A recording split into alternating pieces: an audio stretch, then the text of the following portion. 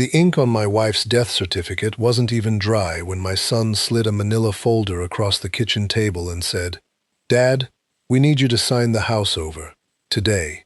40 minutes." That's how long it had been since we lowered his mother into the ground. I was still in the black suit. My good shoes were still damp from the cemetery grass. There were casseroles from the neighbors stacked unopened on the counter, and sympathy cards standing on the windowsill like little paper tombstones. And my only child, the boy whose hands I guided on a chisel before he could spell his own name, was standing in the kitchen I built board by board, holding out a pen. My name is Frank. I'm 70 years old. I was a carpenter for 45 years, and I was married to a bookkeeper named Margaret for 43 of them. And I want to tell you right now, before anything else, that this is not a story about hating my son. It's a story about something far more common, far quieter, and far more dangerous than hate. Because what Daniel didn't know, what he could not have known as he tapped his finger on that signature line, was that 3 weeks before she died, his mother had taken my hand in the hospice bed, nodded toward her old sewing room, and said 11 words that would change everything that came after. If Daniel ever asks about the house, open my desk first. I didn't sign those papers that day, but I'll be honest with you, man to man, I came within one heartbeat of doing it. And over the next 2 hours, I'm going to tell you exactly what was in that desk, exactly what my son and his wife had planned for me, exactly what my wife had been quietly building in her final months while everyone thought she was just dying, and the one question, asked at my own dinner table, that finally showed me whether I had raised a son who lost his way or a stranger wearing my son's face. Stay with me, because the ending of this story is not what you think it is. It isn't the ending my son expected, it isn't the ending his wife planned for, and I promise you, it isn't the ending you're predicting right now. To understand what was nearly taken from me that day, you have to understand what that house actually was. Because to Vanessa, my daughter-in-law, it was 2,400 square feet of underutilized equity in a rising market. She actually used those words once, at Thanksgiving, thinking I couldn't hear her from the garage. Underutilized equity. Let me tell you what the underutilized equity was. In 1987, Margaret and I were broke. Not romantic story broke, actually broke. The kind where you unplug the freezer in winter and keep the food on the porch. I was 31, swinging a hammer for a contractor who paid late and shorted hours. And Maggie was doing books for a dentist 3 days a week, and doing them so well, the man once tried to give her a raise out of his own fear of losing her. We had a 2-year-old marriage, a truck with a rusted wheel well, and a dream so oversized we were embarrassed to say it out loud. Then old man Kowalski died, and his kids wanted nothing to do with the half-acre of scrubland he owned out past the county road. Too far from town, they said. Nothing out there. I drove Maggie out on a Sunday, walked her into the middle of that weedy, stone-pocked lot, spread my arms and said, "Maggie, stand right here. You're standing in the kitchen."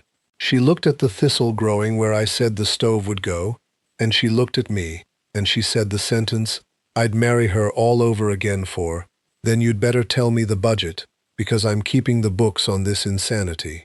We bought it for $2,900. Every dollar we had, and 200 borrowed from her mother, who made me sign a paper promising to pay it back. I did, with interest, and that woman framed the IOU and hung it in her hallway until the day she died, because she said it was the only IOU in the history of the family that ever got honored. And then, for 6 years, I built our house. Not hired it built it. Every weekend, every summer evening with light left in it. Every vacation day I ever banked. I dug the footings by hand the first summer because renting the machine cost too much. I taught myself electrical from library books and then made a licensed friend inspect every junction because pride is not a building material. And through all 6 years, Margaret ran the money like a wartime quartermaster. She knew the price of every stick of lumber in that house. She could tell you, to the month, when we could afford windows. She kept the ledgers in her sewing room, in a green steel desk her father left her, and I used to joke that I built the house, but Maggie built the possibility of the house, and she used to correct me, I financed the possibility. Don't inflate my role, Frank. It's bad accounting. She was pregnant with Daniel the summer we did the staircase. She couldn't lift anymore, so I gave her the banister to sand, and she sat on a paint bucket with that long piece of oak across two sawhorses and sanded it glass smooth, while our son kicked inside her. 37 years later, in a hospice bed, she brought that banister up out of nowhere and said, "The banister came out good, Frank. I did a good job on that banister." That's when I knew we were close to the end. But I'm getting ahead of myself. Down that banister went Daniel at 5, in a cape, absolutely certain he could fly. Down it at 10, 3 steps at a time, late for the bus. Down it at 18, in a graduation gown, while I stood at the bottom, pretending sawdust had gotten into my eyes, in a house that hadn't seen sawdust in years. Every doorframe in that house has pencil marks with dates. Every windowsill sits level because a man muttered measurements at it like prayers. And in the sewing room, in the green steel desk, 43 years of our life sat in ledgers, in my wife's small, upright handwriting. Every dollar in, every dollar out, an entire marriage in double entry. That's the underutilized equity. Now, Daniel, I need to be fair here, because a story like this is easy to tell dishonestly, and I promised myself and his mother's memory that I'd tell it straight. Daniel was a good boy, not perfect. He was a Halloween candy hoarder and a homework procrastinator, and he once sold my socket set to buy a video game console, a crime for which he raked leaves until approximately Christmas. But he was good. He had my laugh and his mother's head for numbers, which we always said was a dangerous inheritance, because my laugh gets you into rooms and her arithmetic tells you exactly what everything in the room is worth. He grew up, went to state college, got a business degree, and came out speaking a language I only half understood. Leverage, positioning, opportunity cost. I used to joke that I sent a boy to college and got back a PowerPoint, but I was proud. Lord, I was proud.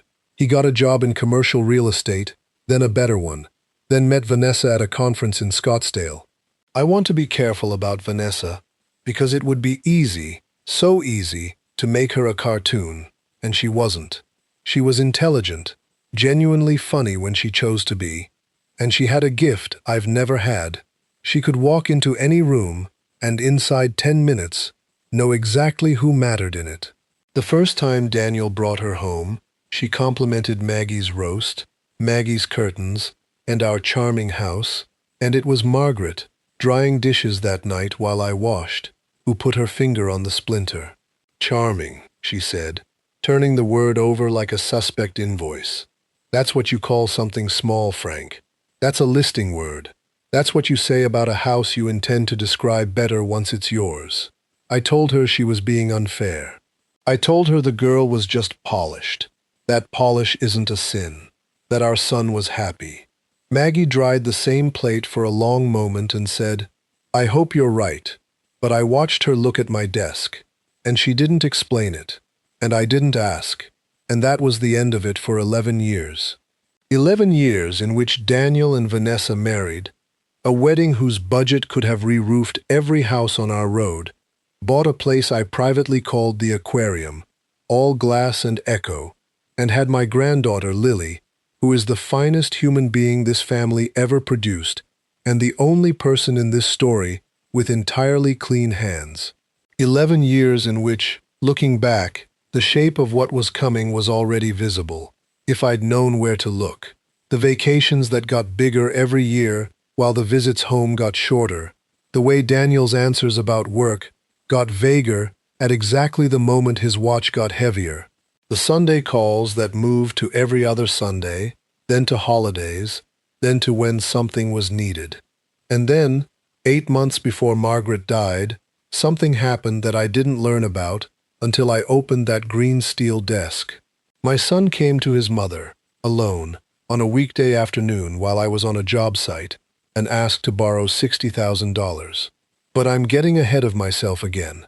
First, I have to tell you about the diagnosis. Because everything, and I mean everything, that happened afterward was built on the foundation of those 4 months. And as I told every homeowner for 45 years, if you want to know why a house falls, don't look at the walls, look at what it was standing on. The diagnosis came on a Tuesday in February, pancreatic, advanced. The oncologist was a kind young woman who explained it with a diagram, and I remember Margaret studying that diagram the way she studied a ledger that wouldn't balance, nodding slowly, asking precise questions. How long? What fails first? What can I still do? While I sat beside her with my cap in my hands, crushing the brim out of it, which she later billed me for, as one cap, destroyed, grief. 4 months, the doctor said. Maybe 6 with luck. Margaret thanked her, actually thanked her, shook her hand, and in the truck in the parking lot she sat with her purse on her lap, not telling me to start the engine, and said the only thing I ever heard her say about dying, well, I'd better close out the books. That was Maggie. Other people rage or weep or bargain with God. My wife scheduled an audit, and I thought, everyone thought, the audit was what it appeared to be. Bills organized, passwords written down, the utilities put in my name. She spent those months building me a binder, 3 inches thick, tabbed, titled in her upright hand, Frank, the house runs on this. Every account, every due date, every phone number, with margin notes like the propane man will try to sell you the service plan. We did the math in 2019. Say no, and you pay the insurance in March, not monthly. We save 4%. Don't let them talk you out of it. She winterized my future like it was a cabin she was closing for a season she wouldn't see. I'll tell you one thing from those first weeks, so you know the woman we're losing in this story while she's still in it. In March, before the tiredness beat her, Margaret spent 3 entire days relabeling my workshop. My workshop. 45 years of coffee cans and cigar boxes, a filing system that existed nowhere but my own head. And she sat on my stool with a label maker and made me inventory all of it while she printed tidy little labels. Because, she said, someday you'll be old and looking for the half-inch dowels, and I won't be here to remind you that you keep them in the coffee can that says Christmas. 3 days, 200 labels. She was dying, and she spent 3 of her last 100 days on the theory of my future confusion. You want to know what love is at 43 years? It isn't the roses. It's a woman spending her dying strength, making sure an old man can always find his dowels. What none of us knew was that the visible audit was a decoy. There was a second set of books, and the second set of books is the reason I still have a home. We told Daniel that same week. He drove up alone. Vanessa had a thing. She nearly always had a thing. And to his credit, he cried at that kitchen table. Real tears. I'd bet what's left of my life on them even now. He hugged his mother the careful way you hug something cracked. And for about 3 weeks we got our son back. He called every day. He visited every weekend. He sat in the sewing room while Maggie sorted photographs, handing her albums, and I would watch them through the doorway and let myself believe that grief was going to give my family back to me, even as it took my wife away. And here I have to show you one more scene from those weeks, because I didn't understand it until much later, and when I finally did, it broke me in half twice, once each way. One Saturday, Maggie sent Daniel and me out to the workshop together. Direct orders. Build me something. I don't care what. I want to hear the saw. So we built a birdhouse. Of all things, a birdhouse, because Maggie had decided, terminally, that her kitchen window needed wrens. My son is not a natural. He glued his sleeve to a roof panel. He measured once, cut twice, and invented a third category, cut in a spirit of optimism, that made me laugh so hard I had to sit down. But he stayed all afternoon.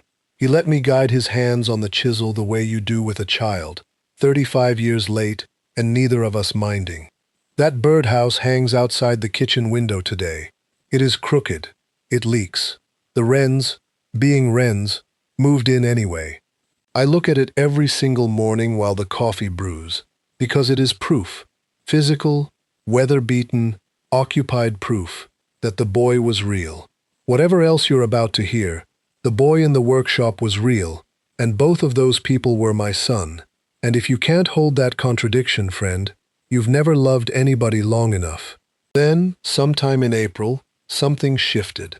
The daily calls became logistics. Had we thought about simplifying the estate? Did Mom have her affairs in order?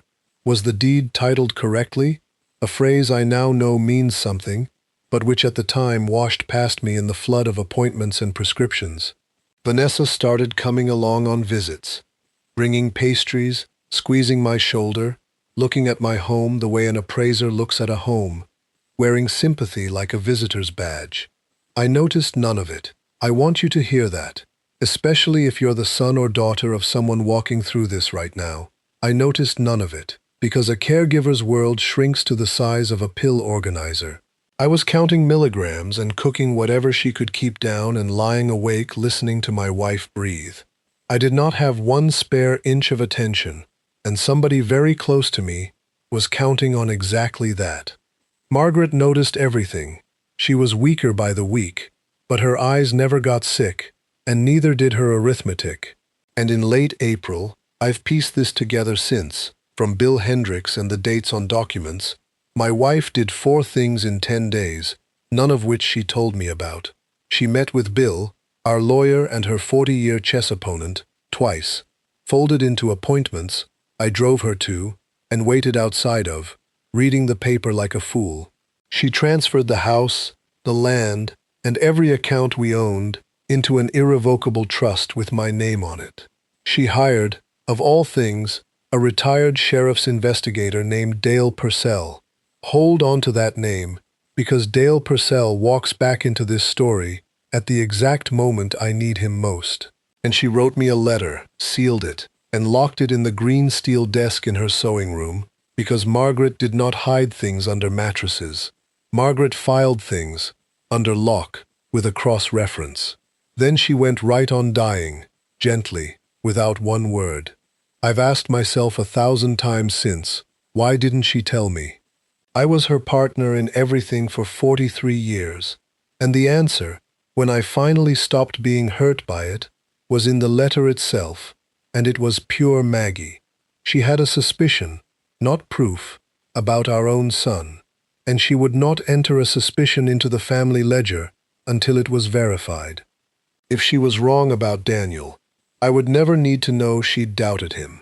The trust would just sit there, invisible, a reserve column no one reads. You don't see the reserve. The reserve is why the business survives the bad year. The last 3 weeks were hospice, in the house, in the sewing room, because she wanted her window and her wrens. She'd fall asleep facing the crooked birdhouse. One evening near the end, she said, out of nowhere, "The banister came out good, Frank. I did a good job on that banister." 37 years later. That's when I knew. And then, 3 weeks before the end, she took my hand, and her grip was thin, but it was still a bookkeeper's grip, precise, nothing wasted, and she nodded at the green steel desk across the room and said it. "If Daniel ever asks about the house, open my desk first." I said, "Maggie, what on earth?" "Frank," she squeezed once, her version of a gavel. 43 years. Have I ever flagged a transaction without a reason? Never once, I said, because it was true. Then don't make my last flag the one you ignore. If he asks about the house, the desk first, before you answer him, before you sign anything, promise me the order of it, Frank. That's all I'm asking. The order. I promised. I thought it was the medicine talking, or some last letter of love she was too practical to hand me while alive. I kissed her knuckles, and she said, "Witnessed," which is what she always said instead of amen. She died 11 days later, on a Tuesday, at first light, facing her window, while the wrens were starting up. And on Saturday, 40 minutes after the funeral, my son closed the kitchen door, set a manila folder on the table I built, and asked me about the house. The order, Frank. That's all I'm asking. The order. I have never in my life been so grateful for a promise I didn't understand when I made it. Let me slow the funeral day down for you, because in the weeks afterward, I replayed it 100 times, and each time I found another detail I'd missed while it was happening. Grief is like that. It records everything and shows you nothing until later. The service was at 10. Daniel gave the eulogy, and it was genuinely beautiful. The ledgers, the label maker, the time his mother caught a bank's error in the family's favor and drove 40 minutes to give the money back, because we don't build on other people's mistakes. People laughed and wept in the right places. I sat in the front pew between my sister Carol, hold on to her name too, and Lily, my granddaughter, who held my hand through the whole thing with the ferocious solemnity of a 9-year-old who has decided she is now the family's official guardian. Vanessa sat on Daniel's other side in black designer everything, and I'll tell you the detail I only understood later. She checked her phone during the pallbearers' procession. Not glanced, checked, read, typed. At the time I told myself, emergencies happen, sitters text. Later, when I knew what week it was on a certain loan calendar, I understood that my wife's funeral had a deadline attending it. The burial was at noon. It rained a little, good soaking rain, none of the showy stuff, which Maggie would have approved of as efficient. And then everyone came back to the house. Here's something anyone who's hosted a funeral reception knows. You become a ghost at your own gathering. People hold your hand and say words, and you say words back. And trays move around, and someone you haven't seen since 1998 is telling a story about Margaret's bowling years. And you are nodding, and you are nowhere. I was nowhere for about 3 hours. I ate nothing. I drank half a cup of coffee that somebody kept refilling, so it was always cold. I'll give you 2 snapshots from that reception, because they matter later. The first, Daniel, in the den, standing a long time in front of the wall where Maggie framed things, her bookkeeping certificate, my contractor's license, and her mother's IOU with my signature on it. And I thought, watching from the doorway, that he was grieving, and part of him surely was. I know now that another part of him was doing arithmetic in front of his mother's framed integrity, and I will spend the rest of my life unable to fully separate those 2 boys standing there in one suit. The second, Lily, who found me by the coffee urn, tugged my sleeve and said, "Grandpa, when it's quiet again, can I sand something in the shop?" Grandma said I have the touch. Maggie had said it that spring. The touch. Hold on to that little girl by the coffee urn. She is the entire stakes of this story, and she doesn't know it. And that is exactly as it should be. Around 4, the crowd thinned. Carol was in the living room with the last neighbors. Lily had fallen asleep on the couch under Maggie's reading blanket, which nearly finished me when I saw it. And I finally, sat down at my own kitchen table, and my knees throbbed, and my chest was a brick, and I put my head in my hands and breathed for what felt like the first time all day. That is the moment my son chose. The door clicked. I looked up. Daniel. Tie loosened, sleeves rolled. My jaw, his mother's eyes, came and sat across from me. And for one shining half-second I thought, he wants a moment alone with his father. I actually reached my hand across the table for his. Instead, my hand met the corner of a manila folder. I want to describe that folder, because I've thought about it a great deal since. It was not new. It was soft at the edges, handled. 3 little plastic flags stuck out the side. Pink, yellow, pink. The kind that say, "Sign here," with a helpful arrow. Whoever prepared it had prepared it days earlier, at minimum. Which means that while my wife was still alive in the room down the hall, someone in my family was flagging signature lines. "Dad," Daniel said, and his voice was gentle, which somehow made it worse. "I know the timing is hard, but Vanessa and I have been talking, and honestly, this house is too much for you now. The stairs, the yard, the maintenance. And it's not just that. Mom handled everything else. Dad, the bills, the accounts, the paperwork. That was her whole department. You've never even done the taxes." He let that settle. "Professionals do that. I know it now. We think the smartest thing, the safest thing, is to transfer the deed to us. You'd stay here, obviously. Nothing changes for you day to day. It's just paperwork. Honestly, it's mostly about protecting you. And the notary Vanessa knows can only do it this weekend, so it'd need to be today. It's what Mom would have wanted. It's what Mom would have wanted. He said it to me, to the man who slept beside that woman for 43 years, who drove her to every appointment of her dying, who was holding her hand when the wrens started up, as though he were letting me in on his mother's wishes. And the crueler blade was the other sentence, the true one. Mom handled everything else. Because she had. 43 years of marriage runs on a division of labor. I kept the house standing. She kept it solvent. My son had just taken our marriage's happiest arrangement and sharpened it into an argument for my incompetence. You can't do the taxes, old man, so hand over the deed. And here is my confession. The part of this story I have never enjoyed telling. I almost signed. Not because I believed him. Something in me, the part that had watched Vanessa typing at the graveside, was already ringing like a struck pipe. No, I almost signed because I was tired, and because he was half right. I didn't know the passwords. I'd never paid the insurance. The whole paper side of my life had gone into the ground at noon, and here was somebody offering to carry it. And every cell in my body just wanted to hand somebody the weight and hear the door close and be alone with my grief. Grief tired is not like other tired. Grief tired will sign. That is a fact known intimately by every predator who has ever timed a document to a funeral. And I promise you, from the bottom of my heart, those papers appearing 40 minutes after the burial was not clumsiness. It was the strategy.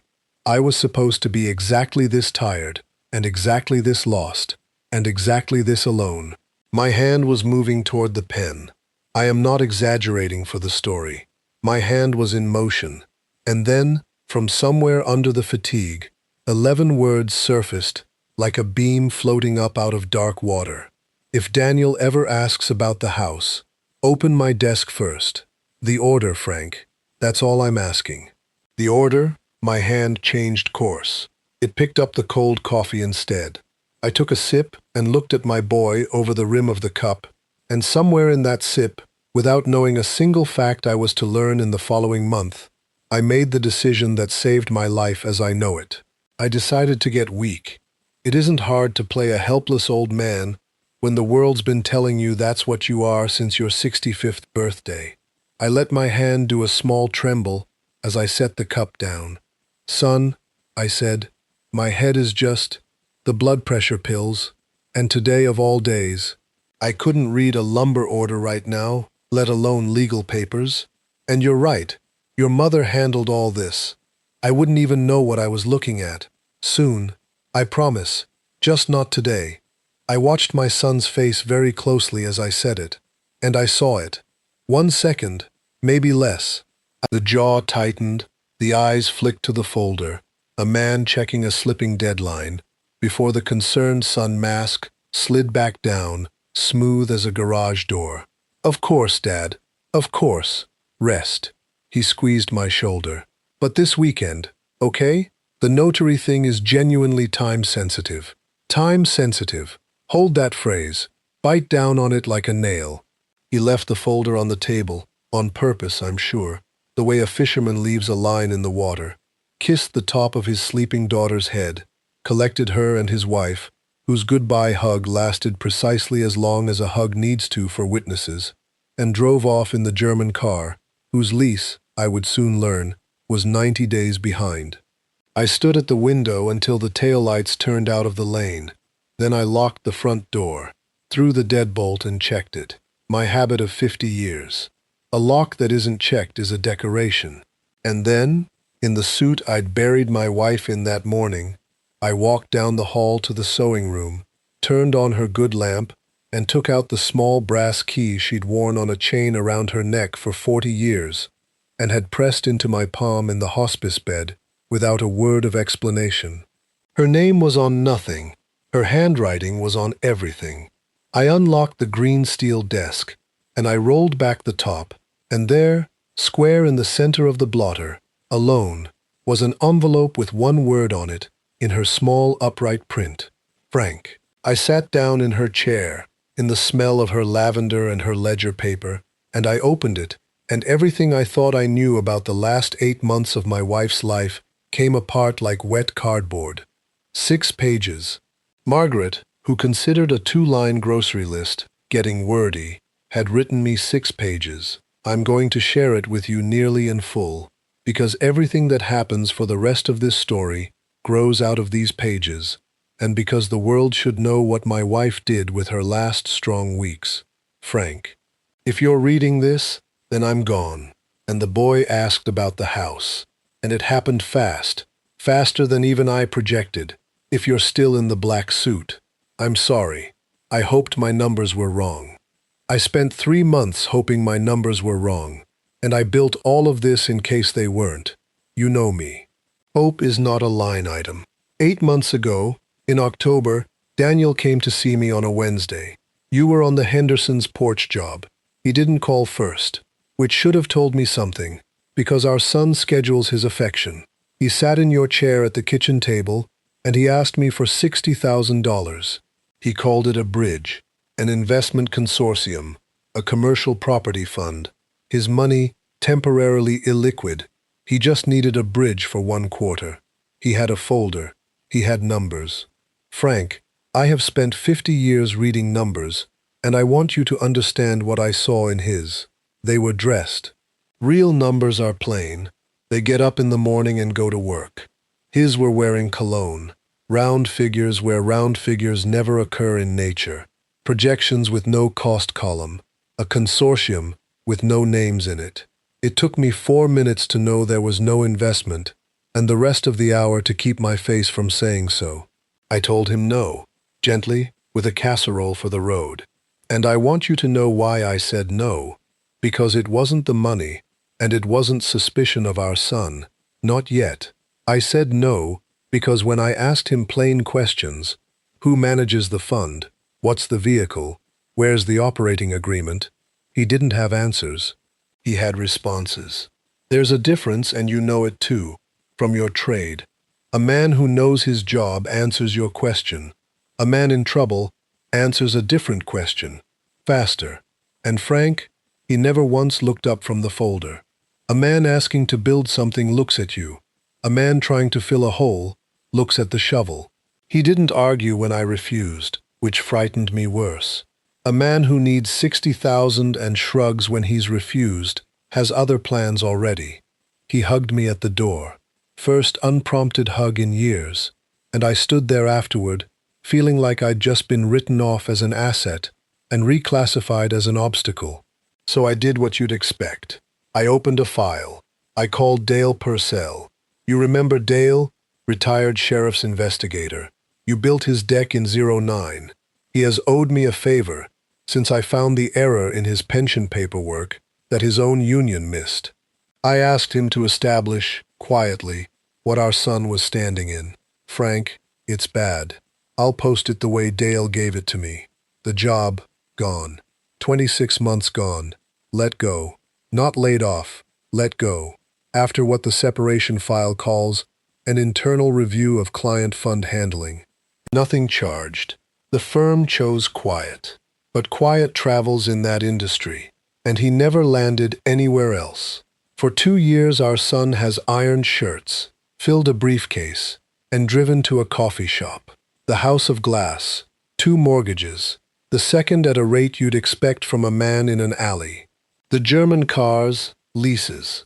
Both behind, and underneath it all, the real trouble, a private lending outfit. The kind that doesn't advertise, run through an LLC that traces to a name you know. Marcus Webb. Vanessa's brother. Read that twice, Frank. Our son's emergency lender is his own brother-in-law. Original principal 90,000, taken 20 months ago. On paper, that compounds in a way no bank in this country would be permitted to print. By my projection, and my projections, you may recall, are never wrong by more than a rounding error. By the time you read this, the balance will have passed 140,000. And Marcus Webb does not carry paper for family feeling. That family lends to him the way a fisherman feeds fish. Now the part that concerns you, sweetheart. Read it slowly, and keep your temper. You'll need it later, intact. In August, Dale has the paper. An appraiser came out our road. You remember him. You helped him find the property pins. Because you are you. He said he was doing the county's 5-year. He was not from the county. He was engaged through Vanessa's real estate license. And the property he wrote up was ours. Our house, our half-acre, and the back 9, appraised, packaged, and by October, sitting in a loan file in Marcus Webb's office, marked Proposed Collateral, Pending Transfer of Title. Pending Transfer of Title, Frank. In October, while I was alive and balancing the checkbook. That is when Daniel came to me for the 60. Plan A was cash from Mom. When Plan A was declined, they moved to Plan B. And Plan B is you. A grieving carpenter who never paid a bill in his life, alone at a kitchen table, with a pen already warm. They are counting on exactly 2 things, your grief and the fact that I handled the money. They believe the second one makes you helpless. And they have made the oldest error in accounting, which is mistaking the signature on the checks for the brains behind them. You built a house with a library card. Frank Delaney. You are not helpless. You are unbriefed. This letter is the briefing. Here is what I built. Bill Hendricks and I put everything into an irrevocable trust in your name. The house, the land, the accounts, and the other thing. Bill has instructions to tell you about the other thing in person. And don't be cross with me. You'll understand why I wanted you sitting down in a room with whiskey in it. The trust cannot be undone by you under pressure, by Daniel with a folder, or by any notary Vanessa knows. Any deed they put in front of you is worth less than the paper it's printed on. You could sign it at midnight in your own blood, and it would transfer nothing. I made you impossible to rob, my love. Consider it the final entry. The books close balanced. Now the hard part. And it isn't legal. It's you. Don't show your hand. I know you. Your instinct will be to sit the boy down, put the truth on the table like a level on a crooked shelf, and fix it with your hands. Today, because that is how you fix everything. Don't. Not yet. A man in a hole will say whatever the man on solid ground needs to hear. Words won't audit him. Conduct will. So be weak for a while. Be the foggy old widower they've planned around, the man who never did the taxes. And watch what our son does when he believes there is nothing between him and the deed but your signature. That's when you'll learn whether we raised a son who lost his way or a stranger wearing our son's face. There's a difference, Frank, and the difference matters more than the house. One of them can still come home. Dale's number is at the bottom. Bill's too. They're expecting your call. You are not alone in this. Not for 1 hour of it. I saw to that. It's all reconciled. Last thing. When it's over, however it comes out, go to the staircase. 3rd spindle from the bottom. Yes, Frank. I've known since 1994. You're not the only one in this marriage who can keep a secret in plain sight. And I borrowed your hiding spot. And what's in it now is mine to you. A woman's entitled to 1 secret per staircase. I love you. I loved you when you stood me in a thistle patch and called it a kitchen. And I love you now, wherever I am, and I am not worried about you one bit. Because in 43 years of keeping this family's books, you are the only asset that never once lost value. Balance carried forward. I read it 4 times straight through. Somewhere in the 2nd reading, I stopped hearing my own heart. Somewhere in the 4th, I started hearing hers. And I thought about all of it happening around me while I noticed nothing. The Wednesday I was on the Hendersons' porch, my son asking his mother for $60,000 at my kitchen table. The appraiser I helped find the property pins. I helped him, carried his gear, gave him a bottle of water for the road. Dale Purcell out there for months, pulling records on my behalf, while I priced lumber. Bill and Maggie, the lawyer and the bookkeeper, constructing a fortress around a man who thought he was just living in a house. There's a particular vertigo in learning your ordinary days had a hidden floor under them, that you were being robbed and guarded simultaneously, in the same rooms, by people using the same word for you. Dad. Frank. It rearranges your faith in your own eyes. It is also, I'd learn, the most common story in the world. Ask any elder law attorney what percentage of their cases the victim saw coming. Bill's answer, when I asked him later, the sharp ones? Maybe 1 in 10. It isn't blindness, Frank. Nobody watches the door their child came in through. 2 people wrote to me from inside that October. Same last name. Same kitchen table. One was dressing numbers in cologne. One was quietly filing the truth under lock. Then I sat in her chair, in the lavender and ledger paper smell, under her good lamp, at 11 o'clock at night on the day of my wife's funeral, and I cried in a way I had not cried at the church or the graveside. Not only grief, something with more voltage in it. My wife had spent her dying months building one more thing around me, entry by entry, without letting me carry one column of the worry, and my son had spent those same months flagging signature lines. But you caught it, didn't you? The same nail sticking up that I caught. The other thing, Bill has instructions. Whiskey in the room. Margaret Delaney, 43 years of marriage, and you are leaving me a mystery inside your own goodbye. Filed, naturally, under a cross-reference. That was so purely, maddeningly her that I laughed out loud, alone, in the sewing room, with my face still wet. If you'd passed the window that night, you'd have sworn the widower had cracked. Maybe I had, a little. Something did crack that night. But I want to tell you what was under the crack, because it's the engine of everything that follows. Under the crack was calm. You may know this calm. I hope you never need it.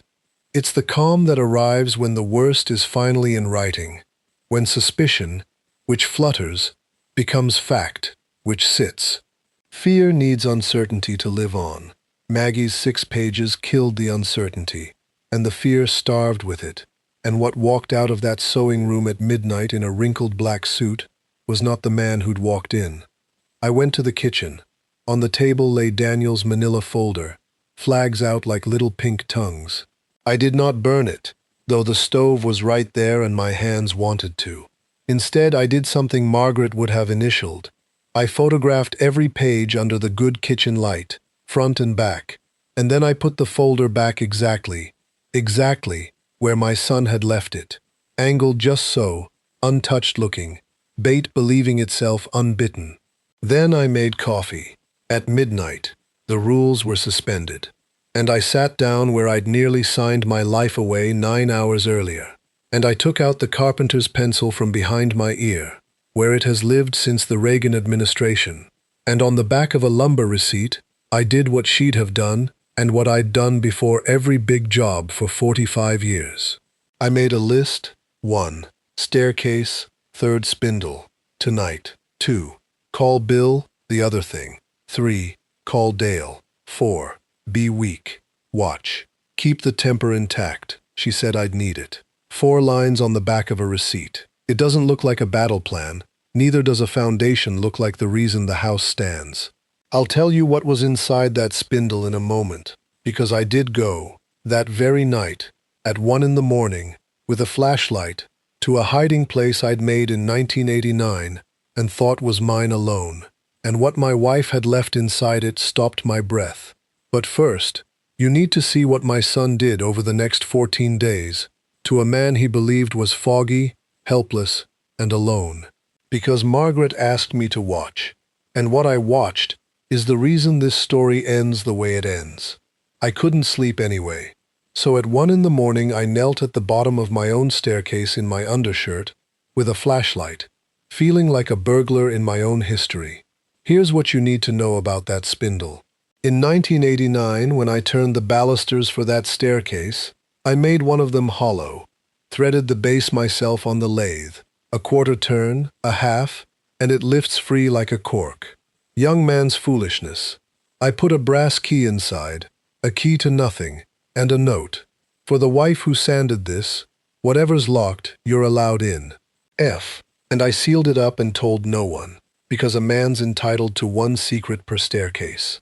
Over the decades, I mostly forgot it. The key opened nothing. It was a promise waiting for a lock. I turned the spindle. It gave quarter, half, and lifted free. My note from 1989 was still there, but it was not alone, and it had been answered. Under my yellowed paper, a small cloth bundle tied with twine, and pinned to it, in her upright hand, dated 3 months ago, found this in 1994, you old romantic. A loose spindle announces itself to the woman who dusts. I read your note, put everything back, and said nothing for 32 years, because you clearly needed the secret more than I needed the key. Well, now the key has a lock. It's sitting in Bill's office safe, and it's been waiting for you since March. Bring the key, bring yourself, and Frank, you're allowed in. You were always allowed in. 32 years. She'd known for 32 years. Every time I'd pass that staircase feeling clever, my wife had been letting me feel clever, the way you let a dog keep the tennis ball. I sat down on the bottom step and laughed until it turned into the other thing, and then did the other thing for a while, which by then was becoming my usual weather. Inside the bundle, my old brass key, polished. She'd polished it, and nothing else. A key to something now. A lock she'd installed for it, 35 years after I'd cut it, sitting in a safe across town. I carried that key in my shirt pocket for the next 2 weeks, through everything you're about to hear, playing the foggy old widower for an audience that had no idea the props department was already against them. Hold on to that key. It opens something in this story at the exact moment everything looks lost. I'm not being dramatic. You'll see. Now I'm going to walk you through 14 days. I kept a notebook, Maggie's habit, adopted the way you adopt a dead spouse's habits, half tribute, half survival. Date, time, exact words. And I'm glad beyond telling that I did, because what happened over those 2 weeks is so methodical that, without the notebook, even I would have softened it in memory. Family love is a great forgiver of details. Paper isn't. Day 3. Vanessa arrived unannounced with groceries I hadn't asked for. Expensive, wrong ones. I don't eat brie. No carpenter in recorded history has eaten brie. And a glossy brochure for a place called Willow Creek Senior Living, which she left on my counter the way you leave a tip. Just to look at, Frank. The units are darling, and honestly the sociability would be so good for you. Men your age isolate. It's the silent killer, they say. She toured my downstairs while she talked, and I watched her stop in the living room doorway and hold up her phone. She thought I was in the kitchen. She was photographing the fireplace wall. Later I'd understand. Contractors like photos when they quote demolition. I know that better than anyone alive. I've taken those photos. Notebook, 2:40 p.m. Brochure, brie, photograph of my fireplace. Day 5. Daniel called at dinner time. Warm, unhurried, catching up, for 4 minutes. Then, hey, did you get a chance to look at those papers? No pressure. It's just, the notary window. I told him the fog was bad this week, that I'd found 3 of Mom's accounts I didn't have passwords for, that the propane bill had confused me. Every word of it a lie. The binder had briefed me like a general. I heard in the background a woman's voice whisper, and my son came back with a new sentence installed. Because here's the thing, Dad.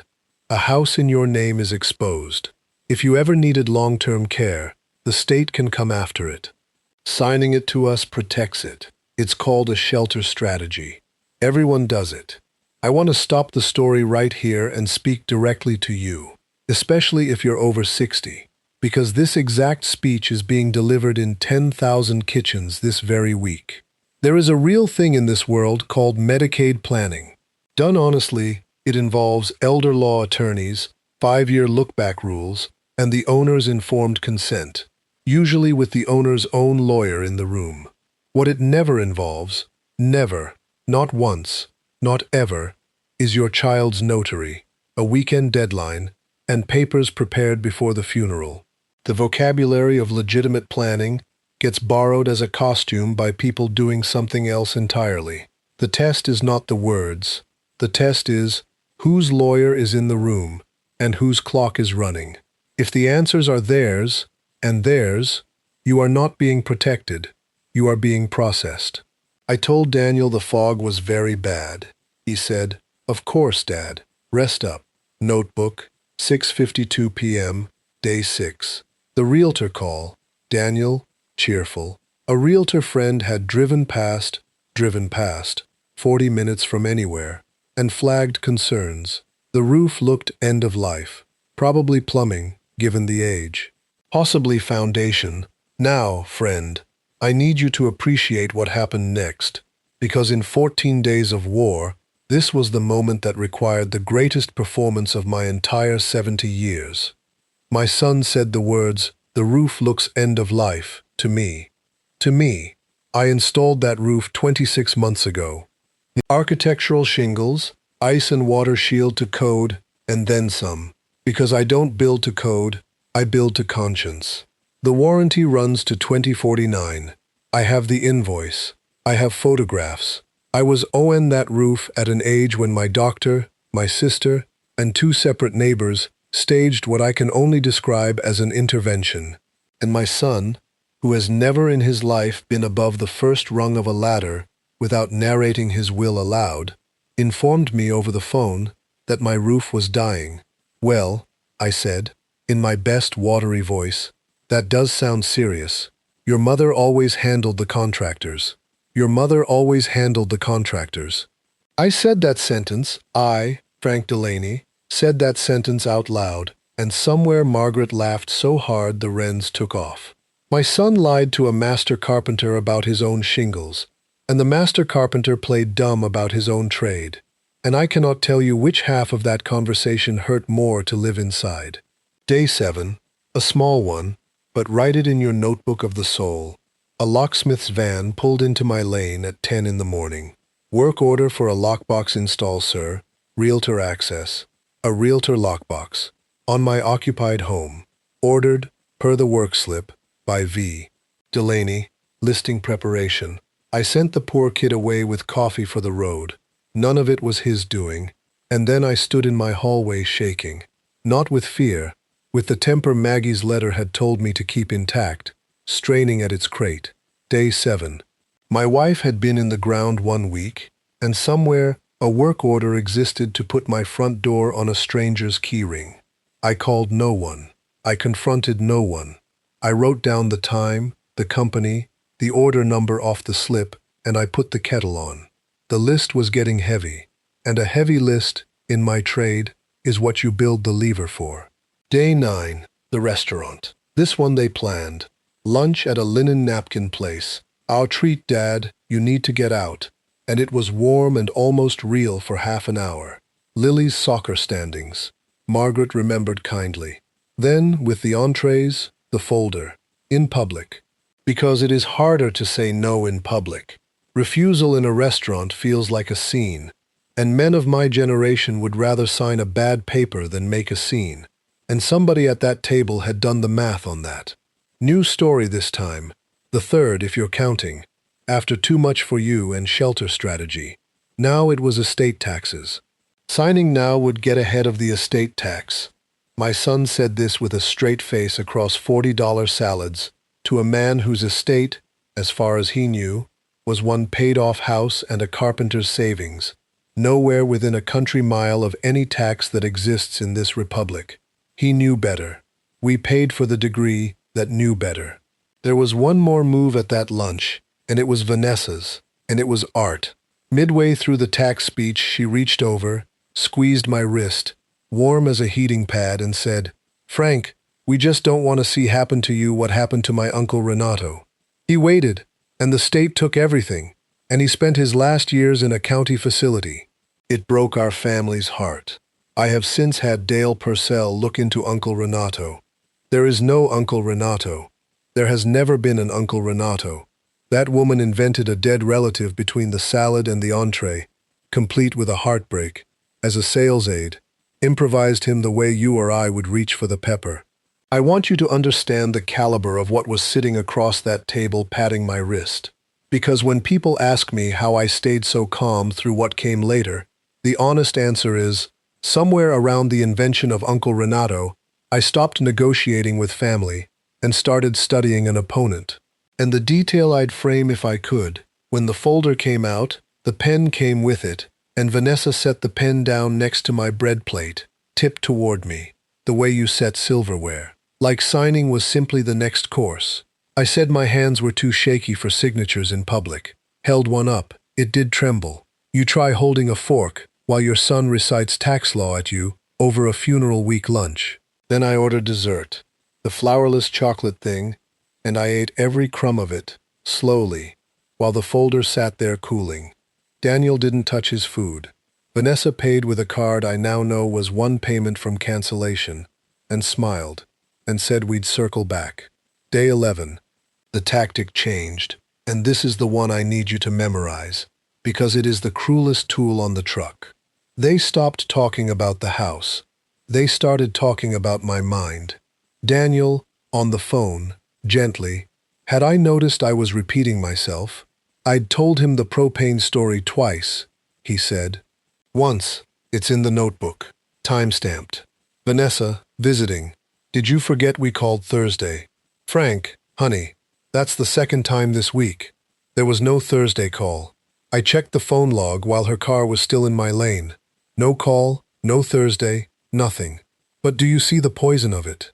You cannot prove a call that never happened didn't happen. You can only stand there, holding your own memory, like a level with the bubble drifting, doubting the one witness who was actually on site, yourself. And every flinch of doubt on your face gets noted, gets banked, becomes a sentence in somebody's future affidavit.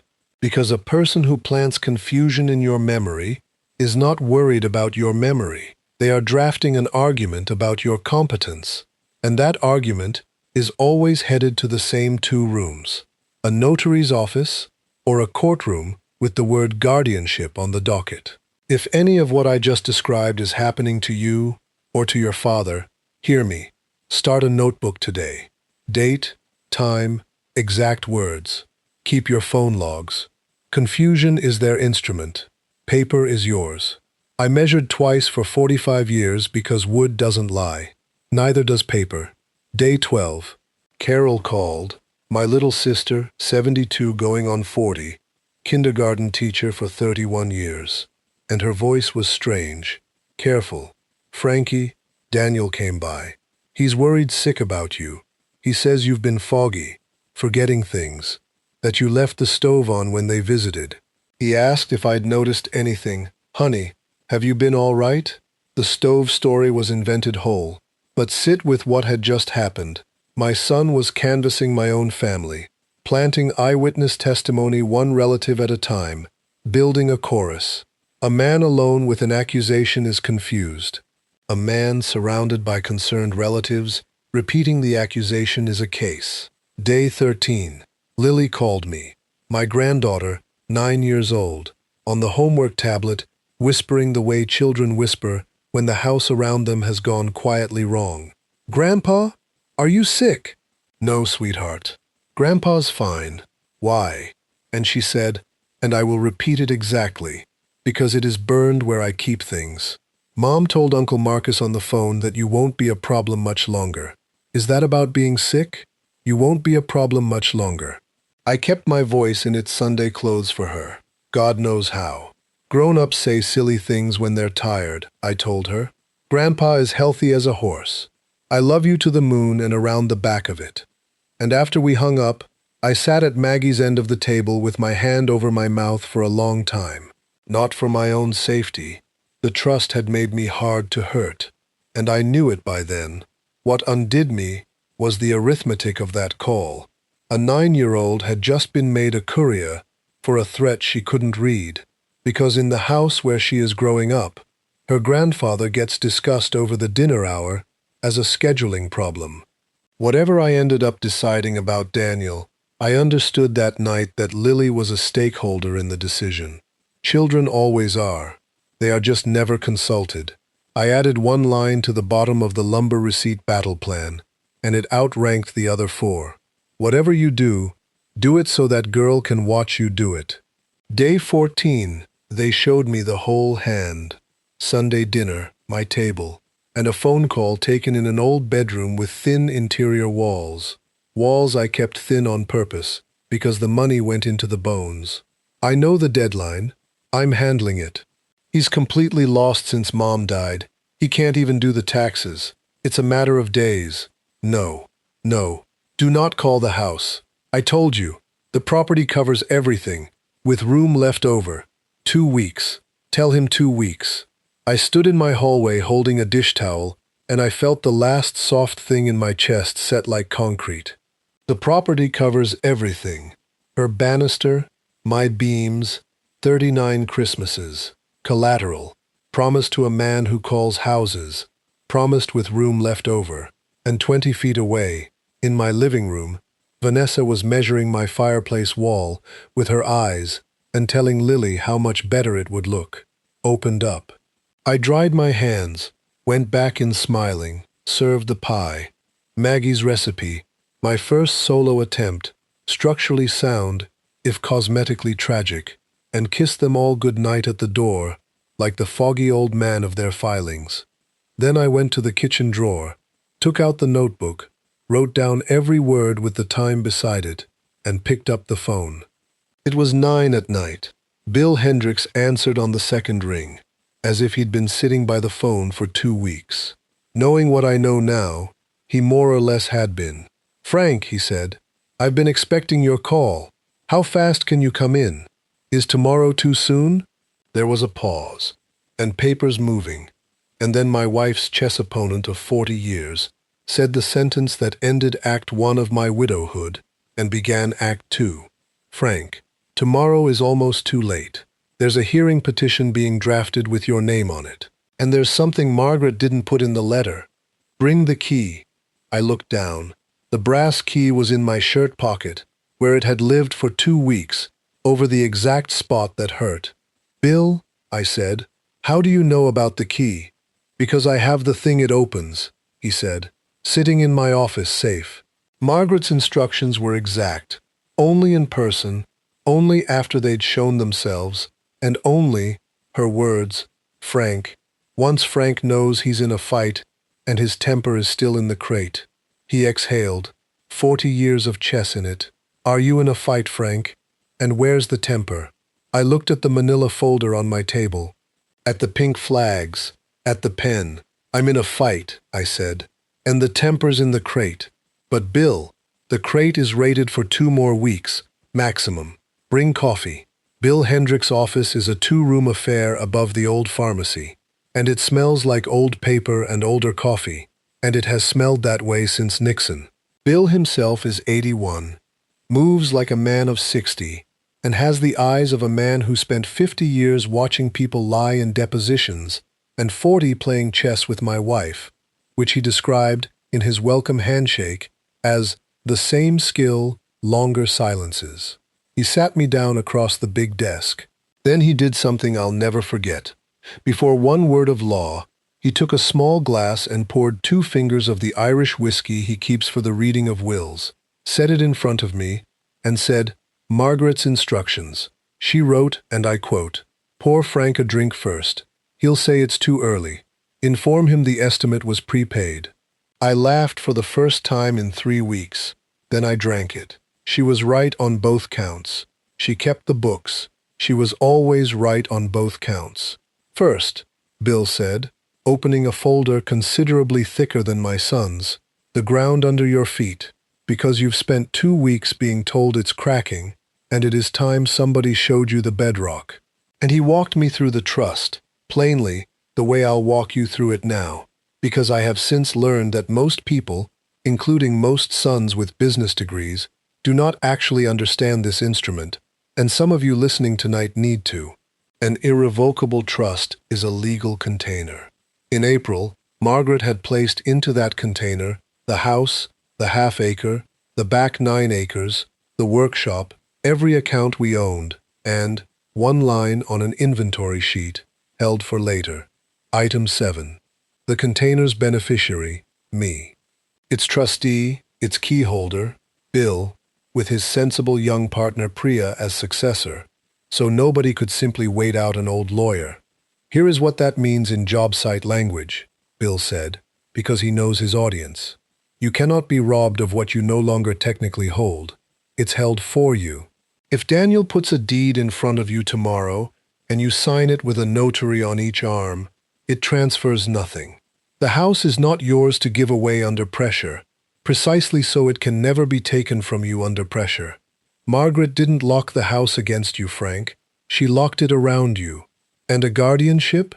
I asked, because that petition had been sitting on my chest since his phone call. If they convince a judge I'm incompetent, the man who never did the taxes, then they win control of Frank Delaney's personal assets, Bill said, which consist of a modest checking account, a truck older than the internet, and approximately 400 hand tools. The trust is not your asset. It doesn't care what any court says about your memory. Margaret built for that exact artillery. He leaned back. In 50 years of practice, I have seen perhaps 5 documents this well constructed, and I drafted this one, so weight my objectivity accordingly. But Frank, your wife spent her last strong month closing every door they are currently pushing on. They are burglars, working a bank vault with a butter knife. Our only real problem is that they don't know it yet, and desperate people with butter knives can still cut somebody on the way to finding out. I sat with that. The fog I'd been performing for 2 weeks. Underneath it, I realized, some real fog of fear had been living. The never did the taxes fear. The fear my son had aimed at so precisely. Bill had just burned it off. My hands, on his desk, were not trembling, and for the first time in a month, it wasn't a performance. Now, Bill said, and his voice changed key, Item 7. The other thing. He nodded at my shirt pocket. How he knew which pocket, I'll never know. Chess, I suppose. The key, please. From his office safe he brought out a steel document box, olive drab, army surplus, and set it on the desk, and on its lid was a fresh brass lock, and taped beside the lock, in her upright hand, installed March. The key is older than the lock, so is the promise. She'd taken my 1989 key, the key to nothing, the promise waiting for a lock, and 35 years later, dying, she'd had a lock made to fit it. Bill told me she drove to 3 locksmiths. 1 key per husband, she'd said. Match the lock to it. He'll understand. My hands did tremble then. Forgivable, I think. The key turned like it had been waiting. It had been waiting, and inside the box a survey map, folded soft, a purchase agreement, a bound sheaf of correspondence, and on top, 1 page in her hand. Frank, the back 9. Sit down. The estimate was prepaid for a reason. You remember the back 9. In 1991, I bought the parcel behind our half-acre, 9 more acres of scrub and stone that even the crows only visited out of politeness. I paid next to nothing. I told Maggie it was so nobody ever builds behind us, and she entered it in the ledger under a category she invented for the occasion. Frank, perimeter, sentimental. And for 35 years those 9 acres did absolutely nothing except hold up sunsets, which I counted as full employment, and Maggie counted as a depreciating asset with good posture. 18 months ago, Bill said, spreading the survey, the county finalized the new regional hospital corridor. Route 9 realignment, medical campus, the works. His finger traced a highlighted band across the map. The band ran directly through 9 acres of sunset-holding scrub with my name on the corner stakes. Every parcel in the band was rezoned commercial medical.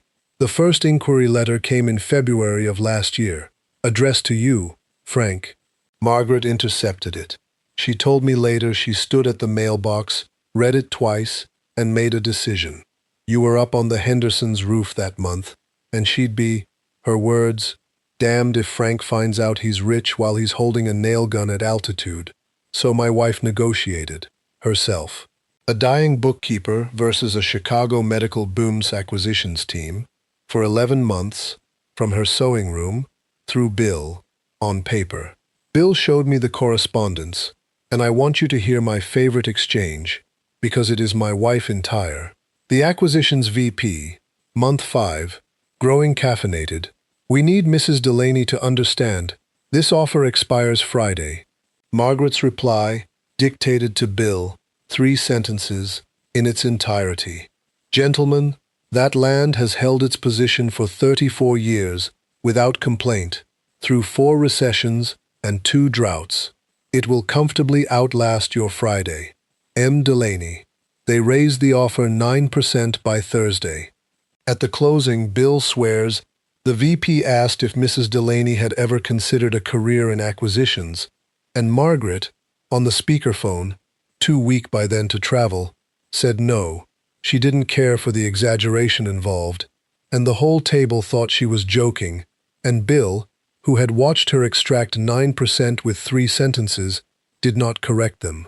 The sale closed in February of this year, Bill said, 4 months before she died, funds received into the trust. He turned the agreement's last page around and set his finger beside the wire transfer confirmation. I won't say the number out loud even now. Some numbers you keep for the family Bible. I'll tell you it starts with a 2, that it is followed by more zeros than I had ever seen adjacent to my own name, and that the room got very quiet and very small, and Bill pushed the whiskey bottle back across the desk, and I did not require persuading. 9 acres of thistles. A perimeter, sentimental line item. My wife had been sitting on a fortune through every day of the brochures, the fake roof, the fake taxes, the pen laid tip toward me beside a bread plate, sitting on it silently, in a trust, with my name on it. Why didn't she tell me? I asked. It came out smaller than I meant it to. Bill took off his glasses, which in 50 years at that desk has always meant the law is over and the friendship is talking. She left instructions on that too. She said the treatment decisions were going to be hard enough without a pile of money leaning on them. And she said, he checked his pad, because he'd written it down verbatim, because he knew I'd ask. Money doesn't change people, Bill. It introduces them. There's a real Daniel under all that cologne, and I'm out of time to meet him. Let Frank meet our son first. Then he'll know what to do with the rest.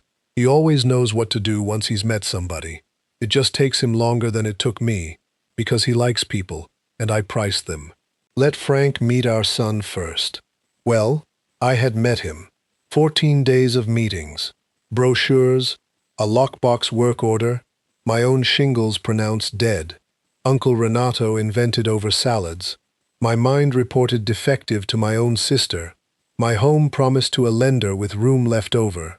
The introduction was complete, and here, in Bill's office, with the whole board finally visible, I understood the true shape of my situation, and I'll lay it out as cleanly as Bill laid it out for me, because this is the hinge of the entire story. I was unrobbable. The house, the land, the money, sealed in Maggie's vault, untouchable. I could have gone home, changed the locks, and let my son's siege break itself against walls he couldn't see. Safe, silent, done. But my son was not safe. My son was standing in a hole $140,000 deep, with the sides caving, in debt to his own wife's brother, a man whose paperwork, you'll see in a minute, was designed from the first signature to end in exactly one place, with Marcus Webb holding a deed, any deed. And when the deed he'd been promised, mine, failed to arrive, that pressure was not going to politely dissolve. It was going to come down on Daniel, and on the aquarium house, and on a 9-year-old girl who wants to sand something in her grandfather's shop. And Vanessa and her brother were not finished with me either. A guardianship petition was in drafting. Somewhere in a filing cabinet sat an August appraisal of my home, marked pending transfer of title. People who have spent months building a cage do not stop building because the bird looks foggy. So the question in Bill's office was never, how do I protect the money? Margaret had answered that in April, permanently. with a lock made to fit a 35-year-old key. The question was the one she had actually left me, folded inside all the others. What do you do when your only child is drowning? And he chose, as his flotation device, you. Bill, I said, the debt. Maggie's letter projected 140 by now. I want the real number, the real paper, and the real Marcus Webb. All of it. Before I decide anything, I want to see the whole hole they've put my boy in. If I'm going to fix a structure, I inspect it first. All of it. Crawl space included. Bill smiled, put his glasses back on, the law re-entering the room, picked up the phone, and said 5 words into it that I'd been unknowingly waiting 2 weeks to hear. Dale, he's ready. Come up. Because Dale Purcell, retired sheriff's investigator, deck owner, pension-era debtor, had been sitting in the coffee shop downstairs for an hour and a half. Margaret's standing orders. Of course, even gone, the woman had me scheduled. If you're still with me, and if this story has started sounding familiar, if there's a folder or a brochure or a helpful notary somewhere in your own family's recent weather, stay close, because this next part is the anatomy lesson. This is where we open the machine and look at the gears. Everything before now is what it felt like. This is what it was. Dale Purcell is built like a filing cabinet and speaks like one opening, slow, heavy, and only what's in the drawer. He set a battered accordion file on Bill's desk, shook my hand with the terrible gentleness big men reserve for the recently widowed, and said, "Mr. Delaney, your wife told me if this day came, I was to skip the sympathy and get to the paper. That suit you?" "That suits me exactly, Dale. And it's Frank. You've seen my crawl space." "Frank." He opened the file.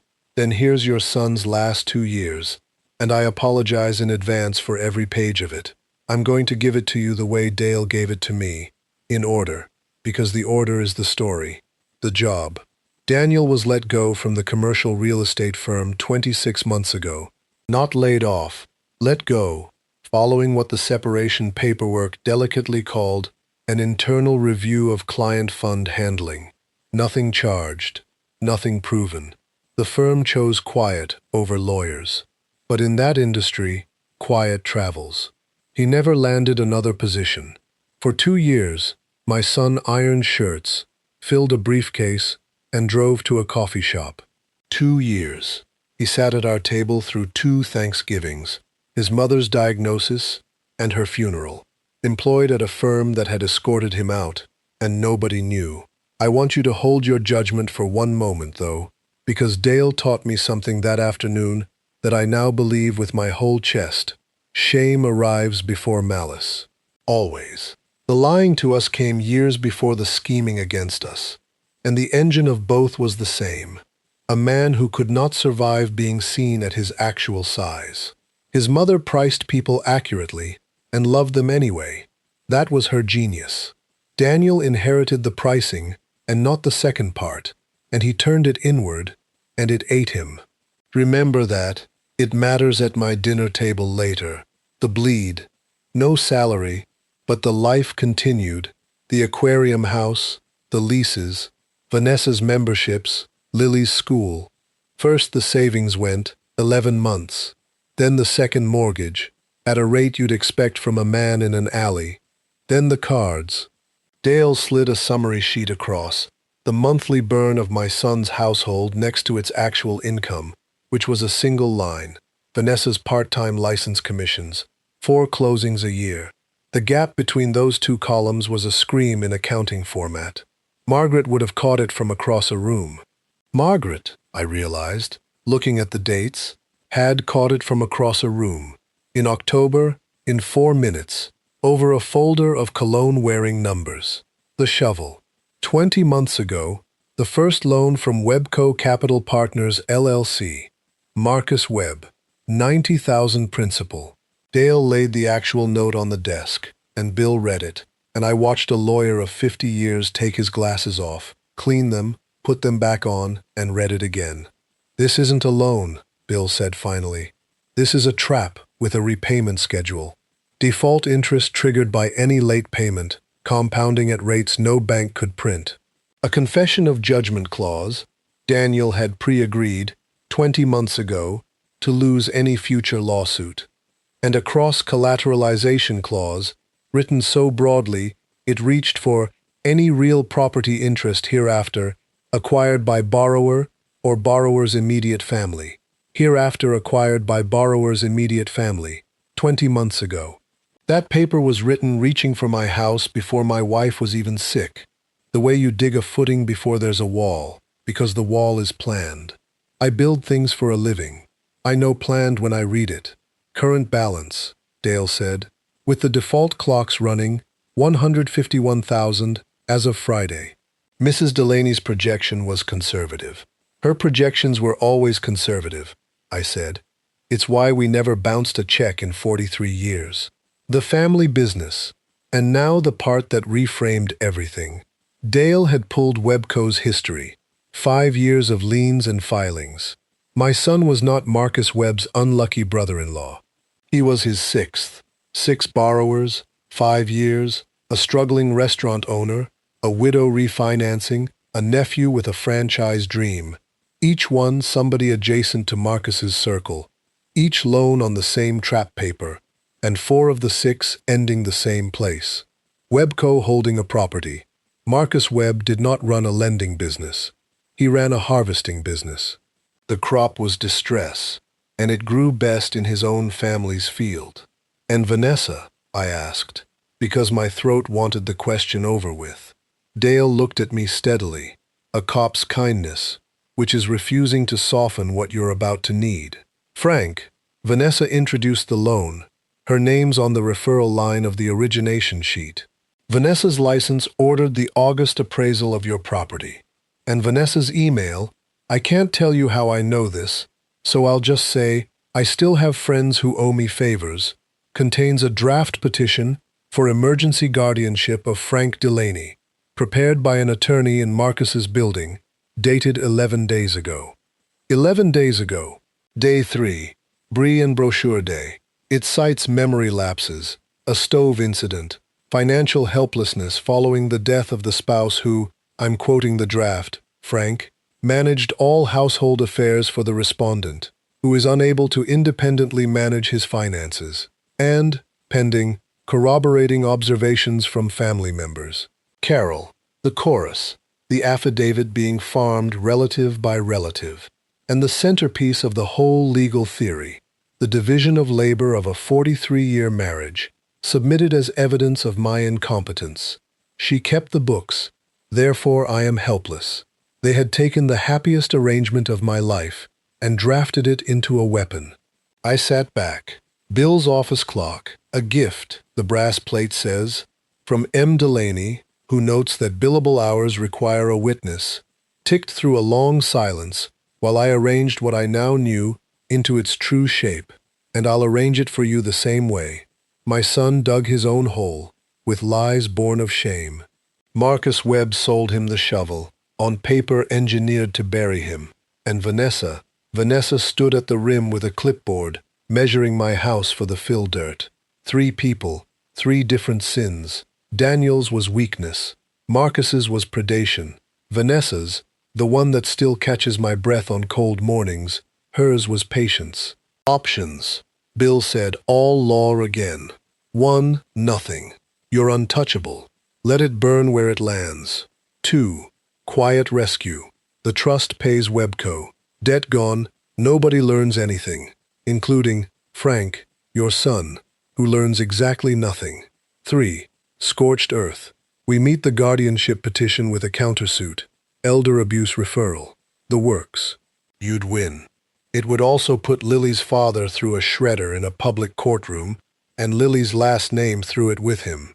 And 4, I said, because Margaret never once in her life presented me a 3-option budget. The woman priced every job 4 ways, same as me. Bill smiled and slid over a single sheet in her upright hand, the last page of the instructions she'd left. At the top, underlined twice. If Frank asks for option 4, he will. Pay Dale the 20, Bill. Dale held out his hand. Bill, with enormous dignity, paid him $20. My dead wife had placed a bet on my character, and won it from beyond the grave. And gentlemen, I have never in my life been so honored to be a sure thing. I read option 4. I read it twice. Somewhere in the second reading I started to laugh, and Dale looked at Bill, and Bill said, "There he is," and poured all three of us the will-reading whiskey. I'm not going to read you option 4 yet. You're going to watch it happen instead. But I'll give you its first line, because its first line became my marching orders for everything that follows. The debt is the leash. Whoever pays it, holds it. So Frank, make sure it's you holding it, and not $1 of it touches the boy's hands. He doesn't need money. He needs a foreman. Here's what you have to understand about the 2 weeks that followed. I was no longer watching my son. I was watching a countdown I could see, and he couldn't imagine that I knew existed. Webco's default clock, per the paper on Bill's desk, had a covenant review on the 30th. Miss it without collateral posted, and the confession of judgment clause activated. Marcus could take a judgment against Daniel overnight, then the aquarium house, then garnish whatever future my son had left. 2 weeks. The pressure on me was about to go from brochures to something with teeth, because the pressure on Daniel was already teeth all the way down. It came fast. The doctor. Vanessa called, honey-voiced. She'd taken the liberty of booking me a wellness check with a Dr. Feld, just to have a baseline on file, Frank, for your protection. Since you've been so foggy. For my protection. Dr. Feld's office, Dale confirmed within a day, sits 2 floors below Marcus's, and his name appears as examining physician on a prior Webco-adjacent guardianship. A baseline on file is exactly what a competency petition needs. I responded as Bill instructed, agreed sweetly, then had Bill's office reschedule it to a geriatric specialist of our choosing, whose thorough, videotaped evaluation of my fully intact competence, including, at my request, a section where I calculated board feet for a hypothetical deck faster than the doctor could work the calculator, went straight into Bill's safe, sitting there like a loaded countersuit. When you can't refuse a trap, spring it empty. The lender. Then Marcus himself called the house. The thing Daniel had begged him on day 14 not to do. Friendly as a card dealer. Frank, Marcus, Vanessa's brother. We met at the wedding. Listen, I'm calling because I care about Danny, and between us, he's in a spot. And family solves things in the family, am I right? Now, there's a very simple piece of paper. I let him finish the whole speech. Then I did my finest work of the entire war. I got confused. Not about the paper, about lumber. I asked him whether he thought the paper should be drawn on 20-pound bond, or whether they even made 20-pound anymore. I told him a 9-minute story about a load of green Douglas fir I got sold in 1996, and what warp does to a man's schedule. I asked him, twice, if he was calling about the church raffle. That poor predator repeated the words, "deed of trust," to me 5 times, with mounting despair, while I described moisture content, and when he finally surrendered, "You know what? I'll just talk to Danny," I said. "Good talking to you, son." Measure twice, and hung up on a man whose file, I happen to know, contains not one thing he ever measured honestly in his life. The notebook entry for that call is 1 line. He's rattled. Rattled men rush. The car. And then, for 3 evenings running, a gray sedan parked at the mouth of my lane. Never on my property. Always just off it. Engine ticking. A man inside with a phone glowing against his face. The message of a parked car is the oldest message there is. We know where the door is.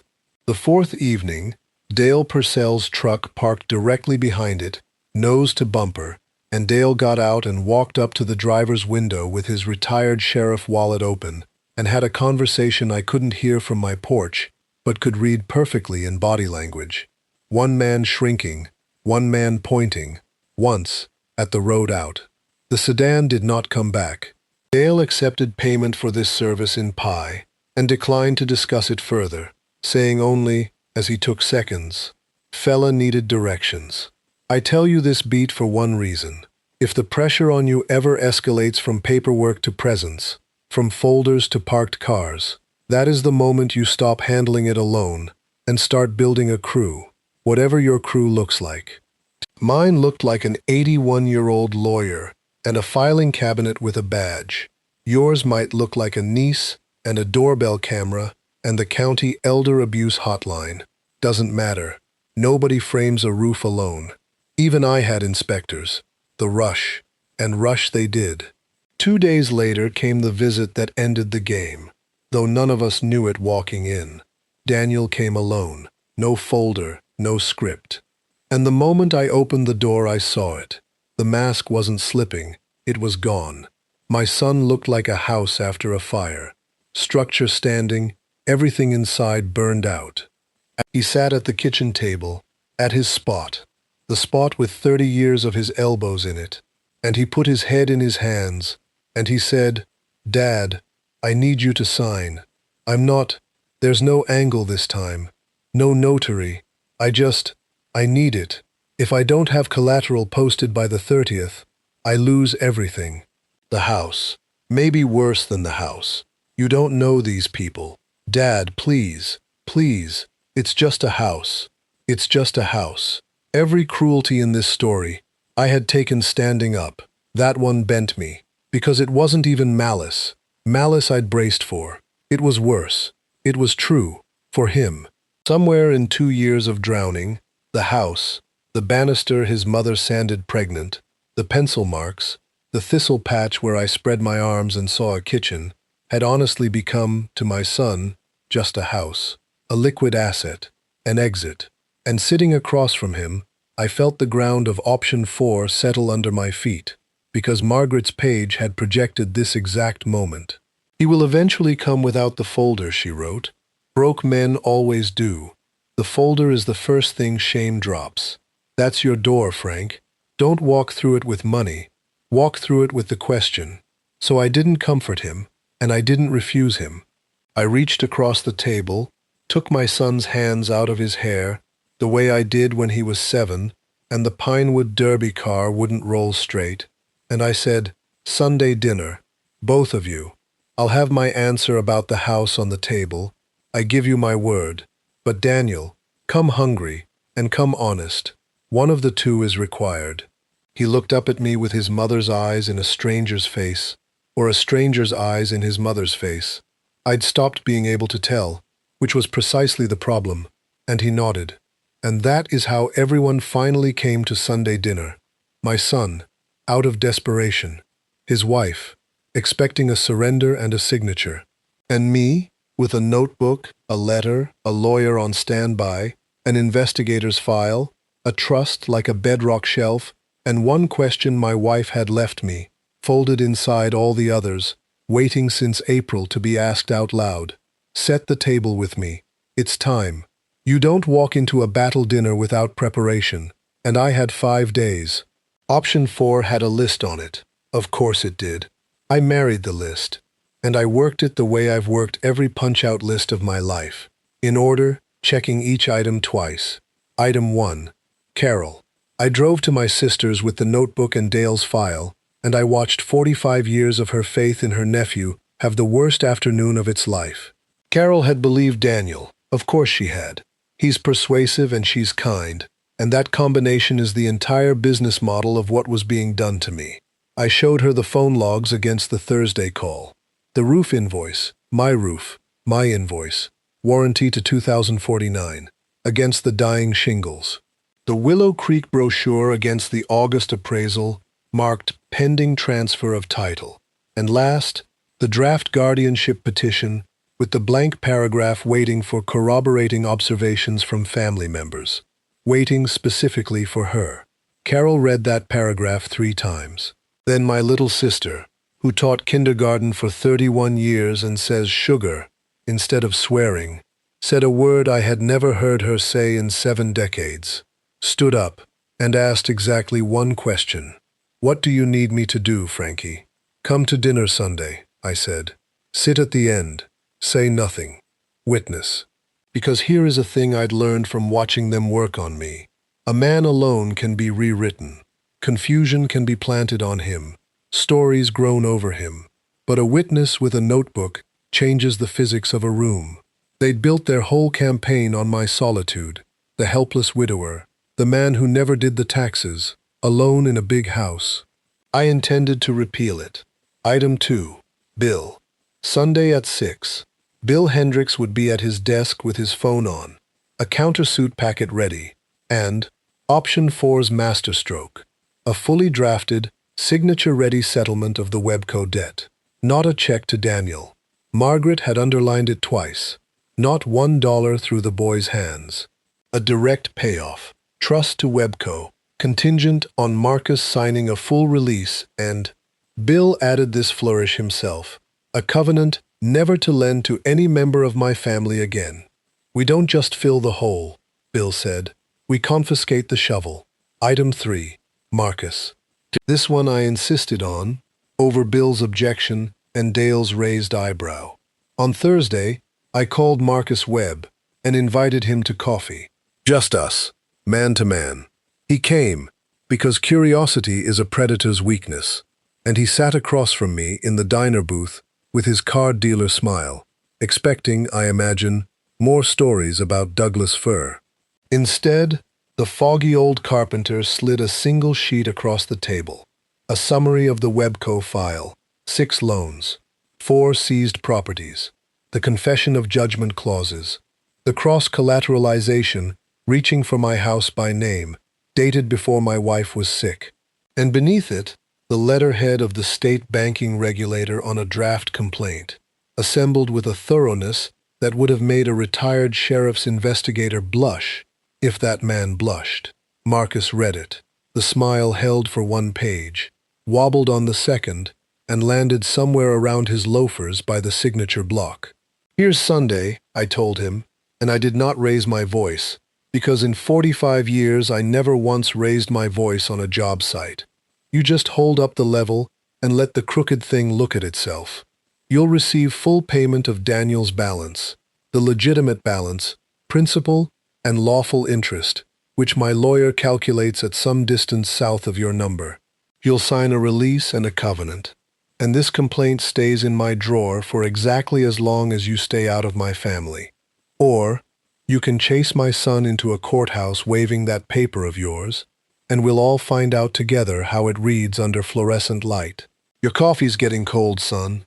He looked at me for a long moment, recalculating, the way his sister's eyes did, the family resemblance suddenly vivid, and then he said, quietly, Danny always told me his old man was the soft one, said his mom kept the books and kept the score.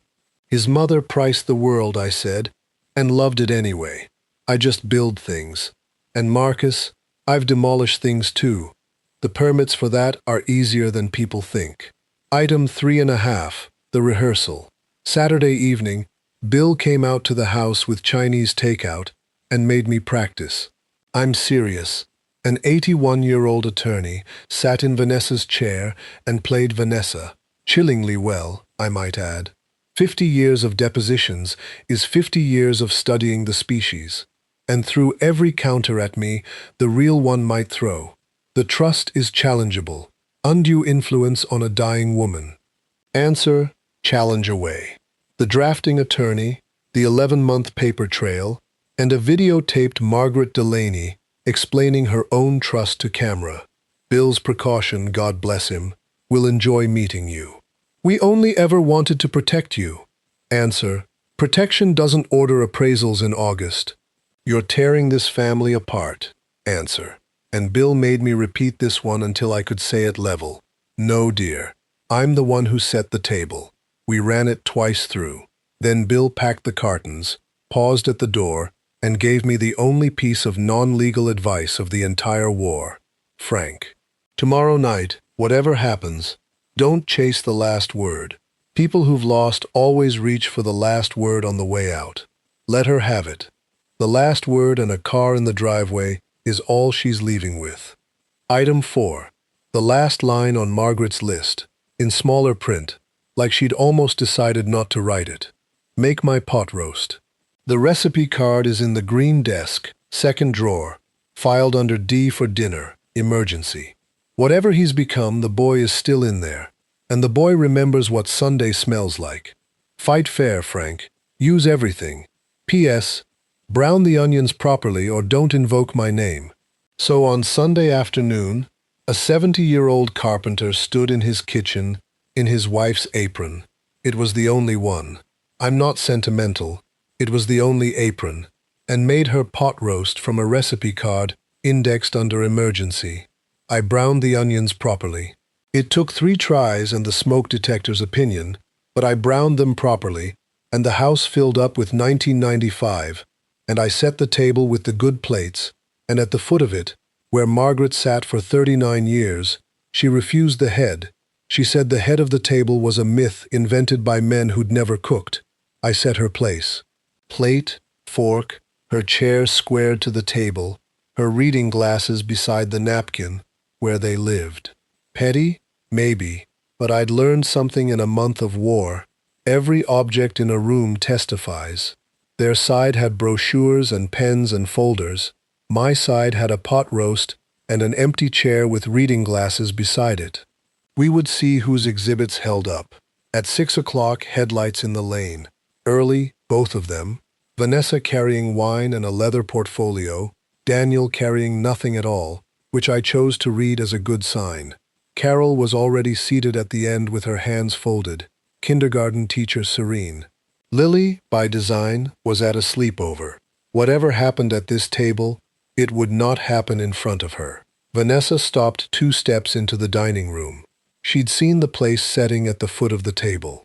The reading glasses. For just a flicker, I was watching for it. Her eyes did the appraiser thing, the recalculation, and I watched her file it under harmless widower theater. She was half right. It was theater. It was not harmless. Frank, she said, presenting the wine like a diplomatic credential, this smells incredible. Margaret's recipe, I said. Sit down, both of you. We're going to eat first, like people, and then I'm going to keep my word. Before I take you into that room, one housekeeping note, because you've earned it after 2 hours. Everything on that sideboard was real. Everything I'm about to recount was witnessed by 2 people besides me, and the dialogue is as close to verbatim as a notebook kept the same night can make it. I promised you at the beginning I'd tell this straight. Straightest part's here. We ate. That's its own strange memory. 20 entire minutes of pot roast and weather, and Lily's soccer standings. My son eating his childhood off the good plates, with an executioner's deadline in his eyes, his wife's portfolio leaning against her chair leg like a dog told to wait. Carol said almost nothing, as instructed. The empty chair at the foot of the table said even less, and somehow more. When the plates were cleared, Vanessa moved first. Of course she did. She'd been waiting through 2 helpings. The portfolio came up, the clasp clicked, and out came the folder. Newer, thicker. Little flags, pink, yellow, pink. Frank, she began, we're so glad you've come around, because honestly the timing, put it away, dear. I said it pleasantly, which is why it took a second to land. Her hands paused on the flags. I promised Daniel my answer about the house tonight, I said, and he'll have it. But we won't be needing your folder. We'll be needing mine. And I brought out, from the sideboard where it had waited under Maggie's good tablecloth all afternoon, everything. Her letter, 6 pages, on top. The notebook, the trust summary in its blue backing, Dale's accordion file, the phone logs, my roof invoice with its 2049 warranty, the August appraisal, pending transfer of title, the draft guardianship petition with the paragraph waiting for Carol, and Dale's summary of Webco Capital Partners LLC, 6 loans, 4 foreclosures, 1 family. I laid them out in rows, the way I've laid out tools before every job of my life. Everything visible, nothing extra. The silence that followed had a texture to it. You could have sanded wood with that silence. Here is what I know, I said. I know the house has been in an irrevocable trust since April, and that every paper and every folder anyone has handed me since the funeral is worth less than the flag stuck to it. I know about the loan, Daniel, the real number, with Marcus's default clocks running. I know the paper it's written on was built from the first line to end with your brother-in-law holding a deed, because it's ended that way 4 times before you.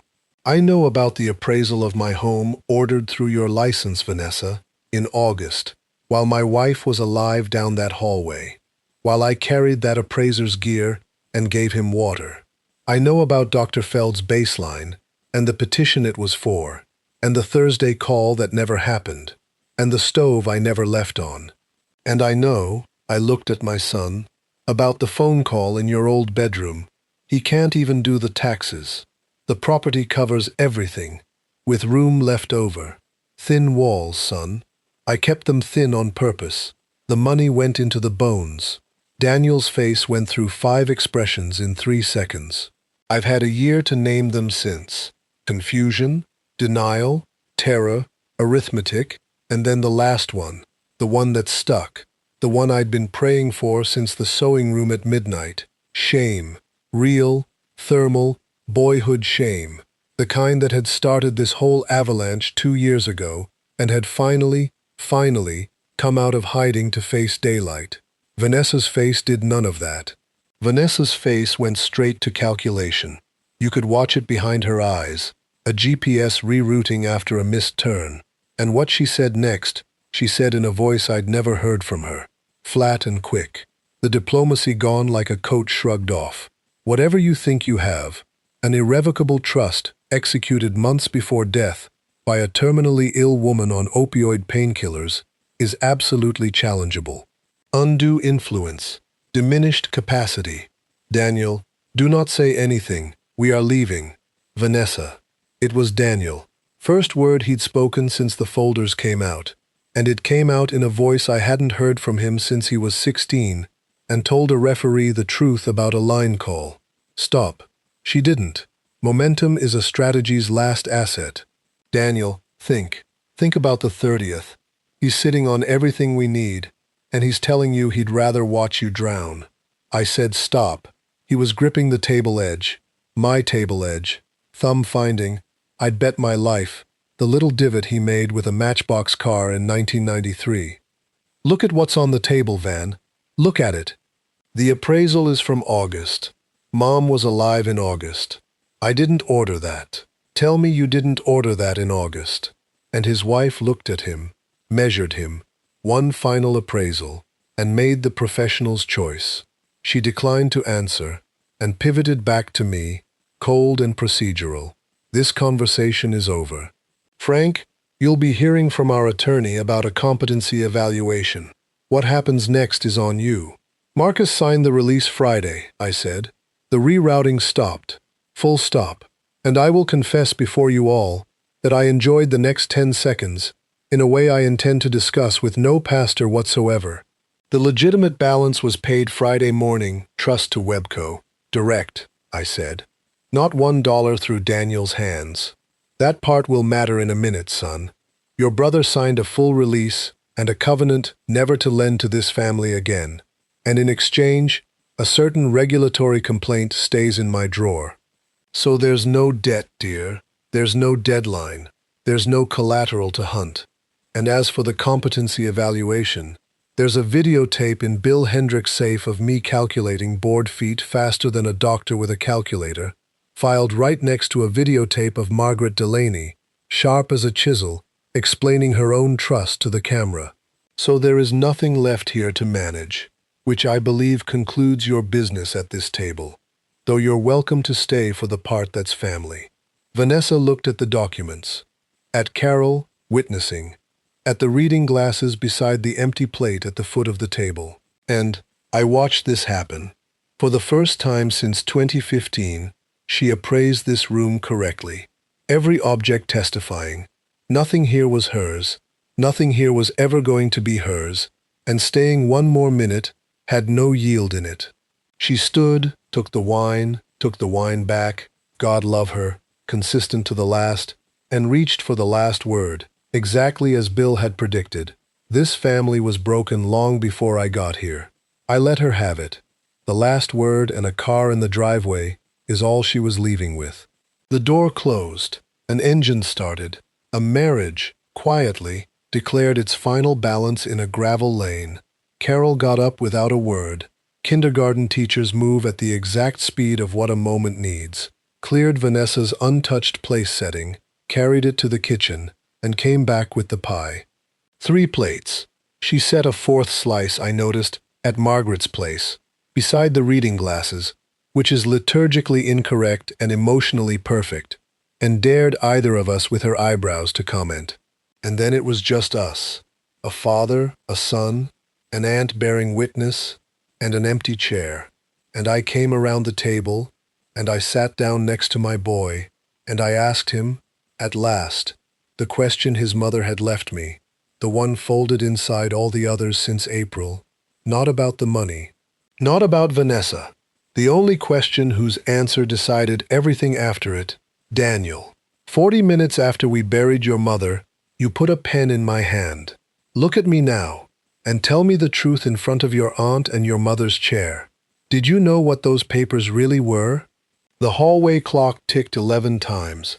I counted 11. Yes, my son said, and then his voice broke in half, right down the grain. I knew. I told myself you'd be safer somewhere smaller, that it was just paper, that you'd never even understand what you'd signed. And that's the part I can't live with, Dad. I was counting on you not understanding. I've known what I was doing for 2 years. I lost the job and I couldn't say it. Not to you, and God, not to Mom. She'd have read it off my face in 4 minutes. He stopped, and something crossed his face, and he said, quieter, she did, didn't she? She read it off the numbers in October. She knew the whole time. Mom died knowing what I was. And there it was, the door his mother promised would open. Broke men always come without the folder eventually. Don't walk through it with money. Walk through it with the question. I had asked the question, now I could answer his. Your mother knew everything, I said.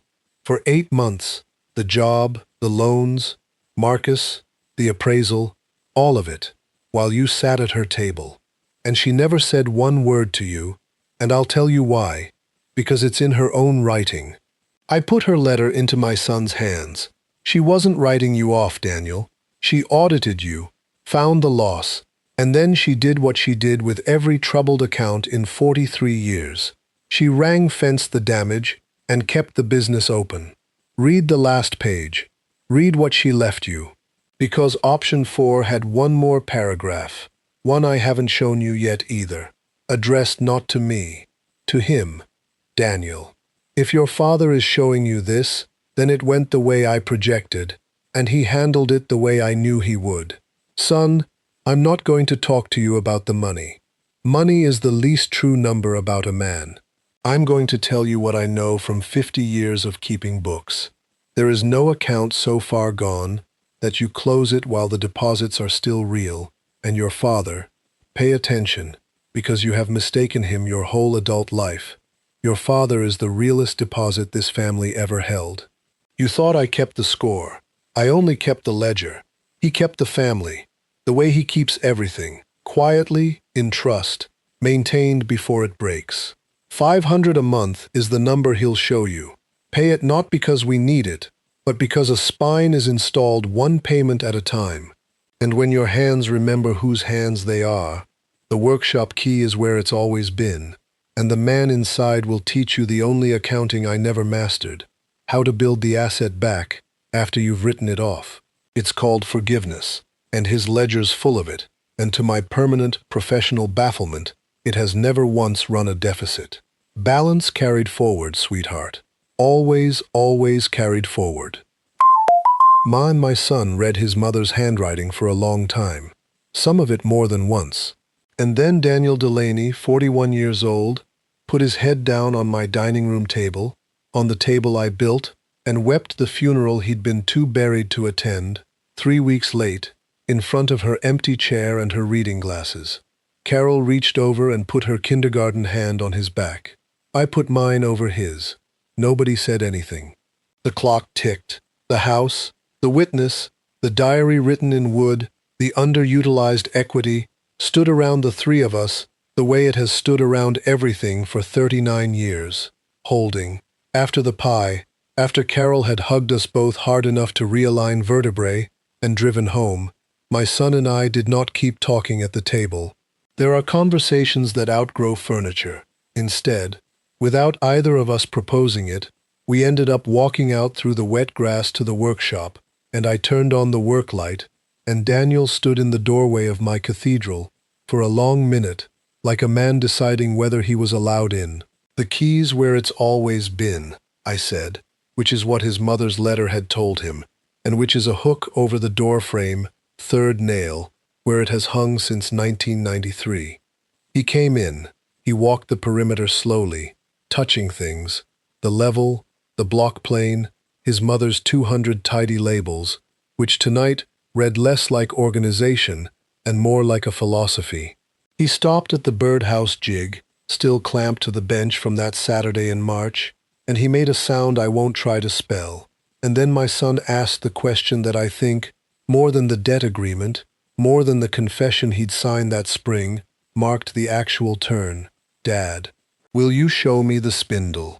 So at midnight, for the second time in 5 weeks, I knelt at the bottom of the staircase with a flashlight, this time with my 41-year-old boy kneeling beside me, and I turned the third spindle its quarter turn, its half, and lifted it free, and put the 2 notes in his hands. Mine from 1989, for the wife who sanded this, "Whatever's locked, you're allowed in," and hers, pinned to the bundle, dated 3 months before she died. Found this in 1994. "You old romantics intas, you were always allowed in." He read them maybe 6 times, one and then the other, a 37-year call and response. Then he looked up the staircase, the whole run of it, riser by riser. The way you look at something you've descended 10,000 times and are seeing for the first time. "You hid a key to nothing," Daniel said, "before I was born, on the chance she'd someday need to be let into something. And she found it, and kept your secret for you for 32 years, and then built a lock for it, while she was dying.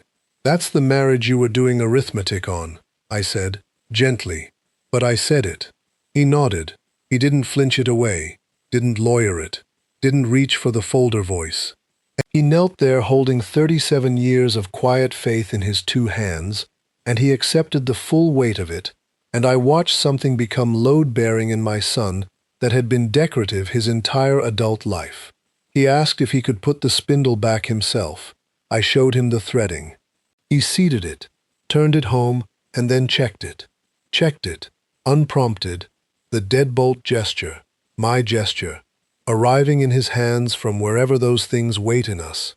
And then Daniel Delaney sat down on the bottom step of the staircase, his parents built, and said, "I don't know how to get back from here, Dad." "Nobody does at the start," I said. "That's why the payments are monthly." He laughed, wet, wrecked, real. His mother's dry timing making its first appearance in that house since February, and that, more than any document in Bill's safe, is the moment I mark as the end of the war and the beginning of the reconstruction. Not forgiveness. Forgiveness is a wall you build one course at a time, and we'd poured maybe a footing, but a footing, I'd tell anybody, is the only part you can't skip. He slept in his old room that night. In the morning I found him at the kitchen window with coffee, looking at the crooked birdhouse, and neither of us said anything about it, and both of us noticed. I promised you at the start that the ending wasn't what you'd predict, so let me be precise about what happened afterward, because there's no scene where I throw my son into the street, and there's no scene where the money makes it all quietly disappear. Both of those endings are fantasies, and I was done financing anyone's fantasies, including my own. The debt was gone, but the agreement Bill drafted was real, and Daniel signed it the following week at that same table. $500 a month, 0 interest, into an account with his own name on it that returns to him the day I die. Understand the architecture. The money was never the point. The reminder is the point. Restitution isn't punishment. It's a spine. installed one payment at a time, and he has not missed one in 14 months. And the first thing he does at Sunday dinner now is set the receipt by my plate, and neither of us comments, and both of us notice. His mother would call that a clean audit trail. I call it Sundays. The divorce filed in the spring. Vanessa contested until her attorney explained what irrevocable trust means, what no marital claim means, and what a certain drawer in Bill Hendrick's office contains, at which point her interest in this family concluded with remarkable efficiency. Marcus's lending operation became the subject of a state banking investigation late that summer, following an anonymous complaint of unusual thoroughness. I have no comment on who assembled it. My wife's filing system survives her, and Dale Purcell is a very patient man. Daniel took a job, a real one, smaller than his cologne. Sales counter at the building supplier where I've kept an account for 30 years. Big Ed hired him on one sentence. Delaney's boy, he'll know lumber. He didn't, particularly. He does now. He drives a used truck with a rusted wheel well. I know the model intimately. I courted his mother in one, and I'd be lying if I said I didn't stand in the lane the first time it pulled in and have some trouble with sawdust in my eyes. In a house that hadn't seen sawdust in years. There was one more piece of paper in the end. In the spring, Daniel brought me a document of his own. No folder, no flags. A confession, notarized, of the whole 2 years. The job, the loans, the appraisal, the petition, the funeral day papers, all of it, in his own words, signed. In case you ever doubt what you remember, he said, or in case anyone ever tries to make you doubt it again. You keep the evidence this time, Dad. Bill filed it in the safe next to his mother's letter. And I'll tell you the truth. Of everything in that safe, the trust, the settlement, the videotapes, that ugly, brave, unrequired page, is the document I'd run into a fire for. Carol comes on Sundays too, most weeks. She and Daniel had their own reckoning. She made him read the petition paragraph that had been drafted to hold her testimony, made him sit with what he'd tried to recruit her into, and then, being Carol, made him a plate. That's the family style, I suppose. We don't excommunicate, we assign chores. Daniel washes, Carol dries, and I sit with my coffee supervising like the foreman I remain. And if you'd told me 2 Novembers ago that this kitchen would sound like this again, I'd have called you a liar in the only language I speak. And Lily got her afternoon in the shop. Got them plural. Most Sundays now, safety glasses that keep sliding down her nose, sanding scrap pine on a block her grandmother labeled years ago, Lily someday. As if Maggie knew. She always knew. She just filed it under someday and waited for the ledger to come due. Last month, the girl asked me why the third spindle on the banister is a slightly different color than the others. Someday I'll tell her. 1 secret per staircase. But secrets, in this family, apparently convey with the property. You may be wondering about the money, the number that starts with a 2. Here's most of what it's doing because Margaret would want it said plainly, with line items. Some of it sits in the trust, doing what money does best, which is nothing loudly. Some of it re-roofed Carol's place and retired a mortgage or 2 among people who never asked and will find out when I'm gone. And a piece of it, the piece she'd have initialed twice, funds 2 things in this county now. The first is a legal aid arrangement run through Bill's young partner Priya, any senior in this county, facing a pressured signature, a surprise guardianship petition, or a folder with little flags on it, gets a real lawyer. Fast, free, no questions. 11 cases in 14 months. We are becoming locally famous in a way certain notaries find inconvenient. Good. The second is a workbench at the high school's shop program, good tools, and a plaque so small you'd miss it. The M. Delaney bench. Measure twice, it's cheaper. The kids think it's a joke about wood. Let them. They'll get it in 40 years, all at once, probably in a parking lot, the way I get things now. My son and I are not what we were. We're something slower and more honest. Rebuilt weekend by weekend, board by board.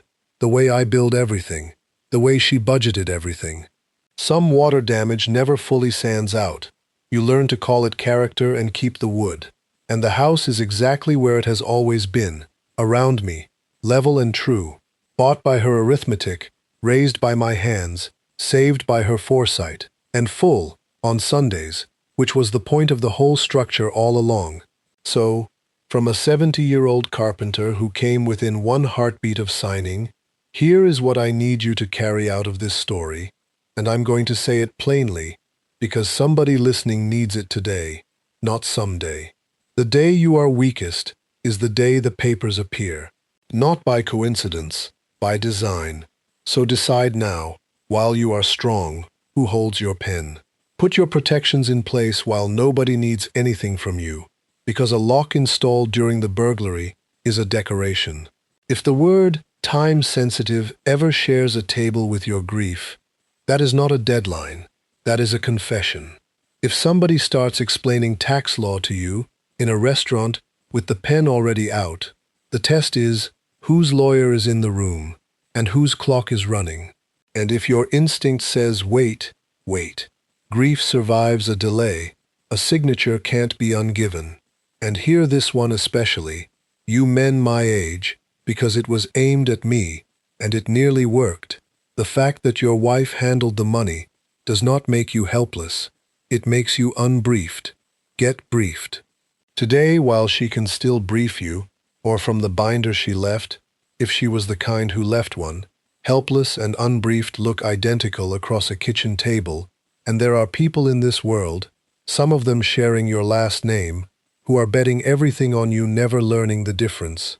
One more thing before you go, and this one's not for you. It's for you to pass along. If you have a father, a mother, a grandfather sitting in a paid-off house right now, send them this story, not with a speech, just thought of you. Because the Margarets of this world protect their Franks quietly, but not every Frank got a Margaret. And some of the people listening to my voice tonight have a manila folder sitting on their own kitchen table this very week. Flags out, pen waiting, and they are so tired, and they think they're alone. They're not. There's a whole comment section below, full of people who've stood in that kitchen. Sometimes the beam that holds a stranger's roof up is just hearing, in time, one sentence, you're allowed to wait. If this story reached you, tell me in the comments. At that kitchen table, 40 minutes after the funeral, what would you have done? Would you have signed? Would you have waited? I read every comment, and your stories matter to me more than you know. And if you believe our generation's stories deserve endings we choose ourselves, subscribe and turn on the bell, because next Sunday, I'll tell you about my old friend Walter, whose daughter sold his truck while he was in surgery, and what was waiting in the glove box that changed 4 lives forever. Until then, measure twice, sign once, or better, don't sign at all.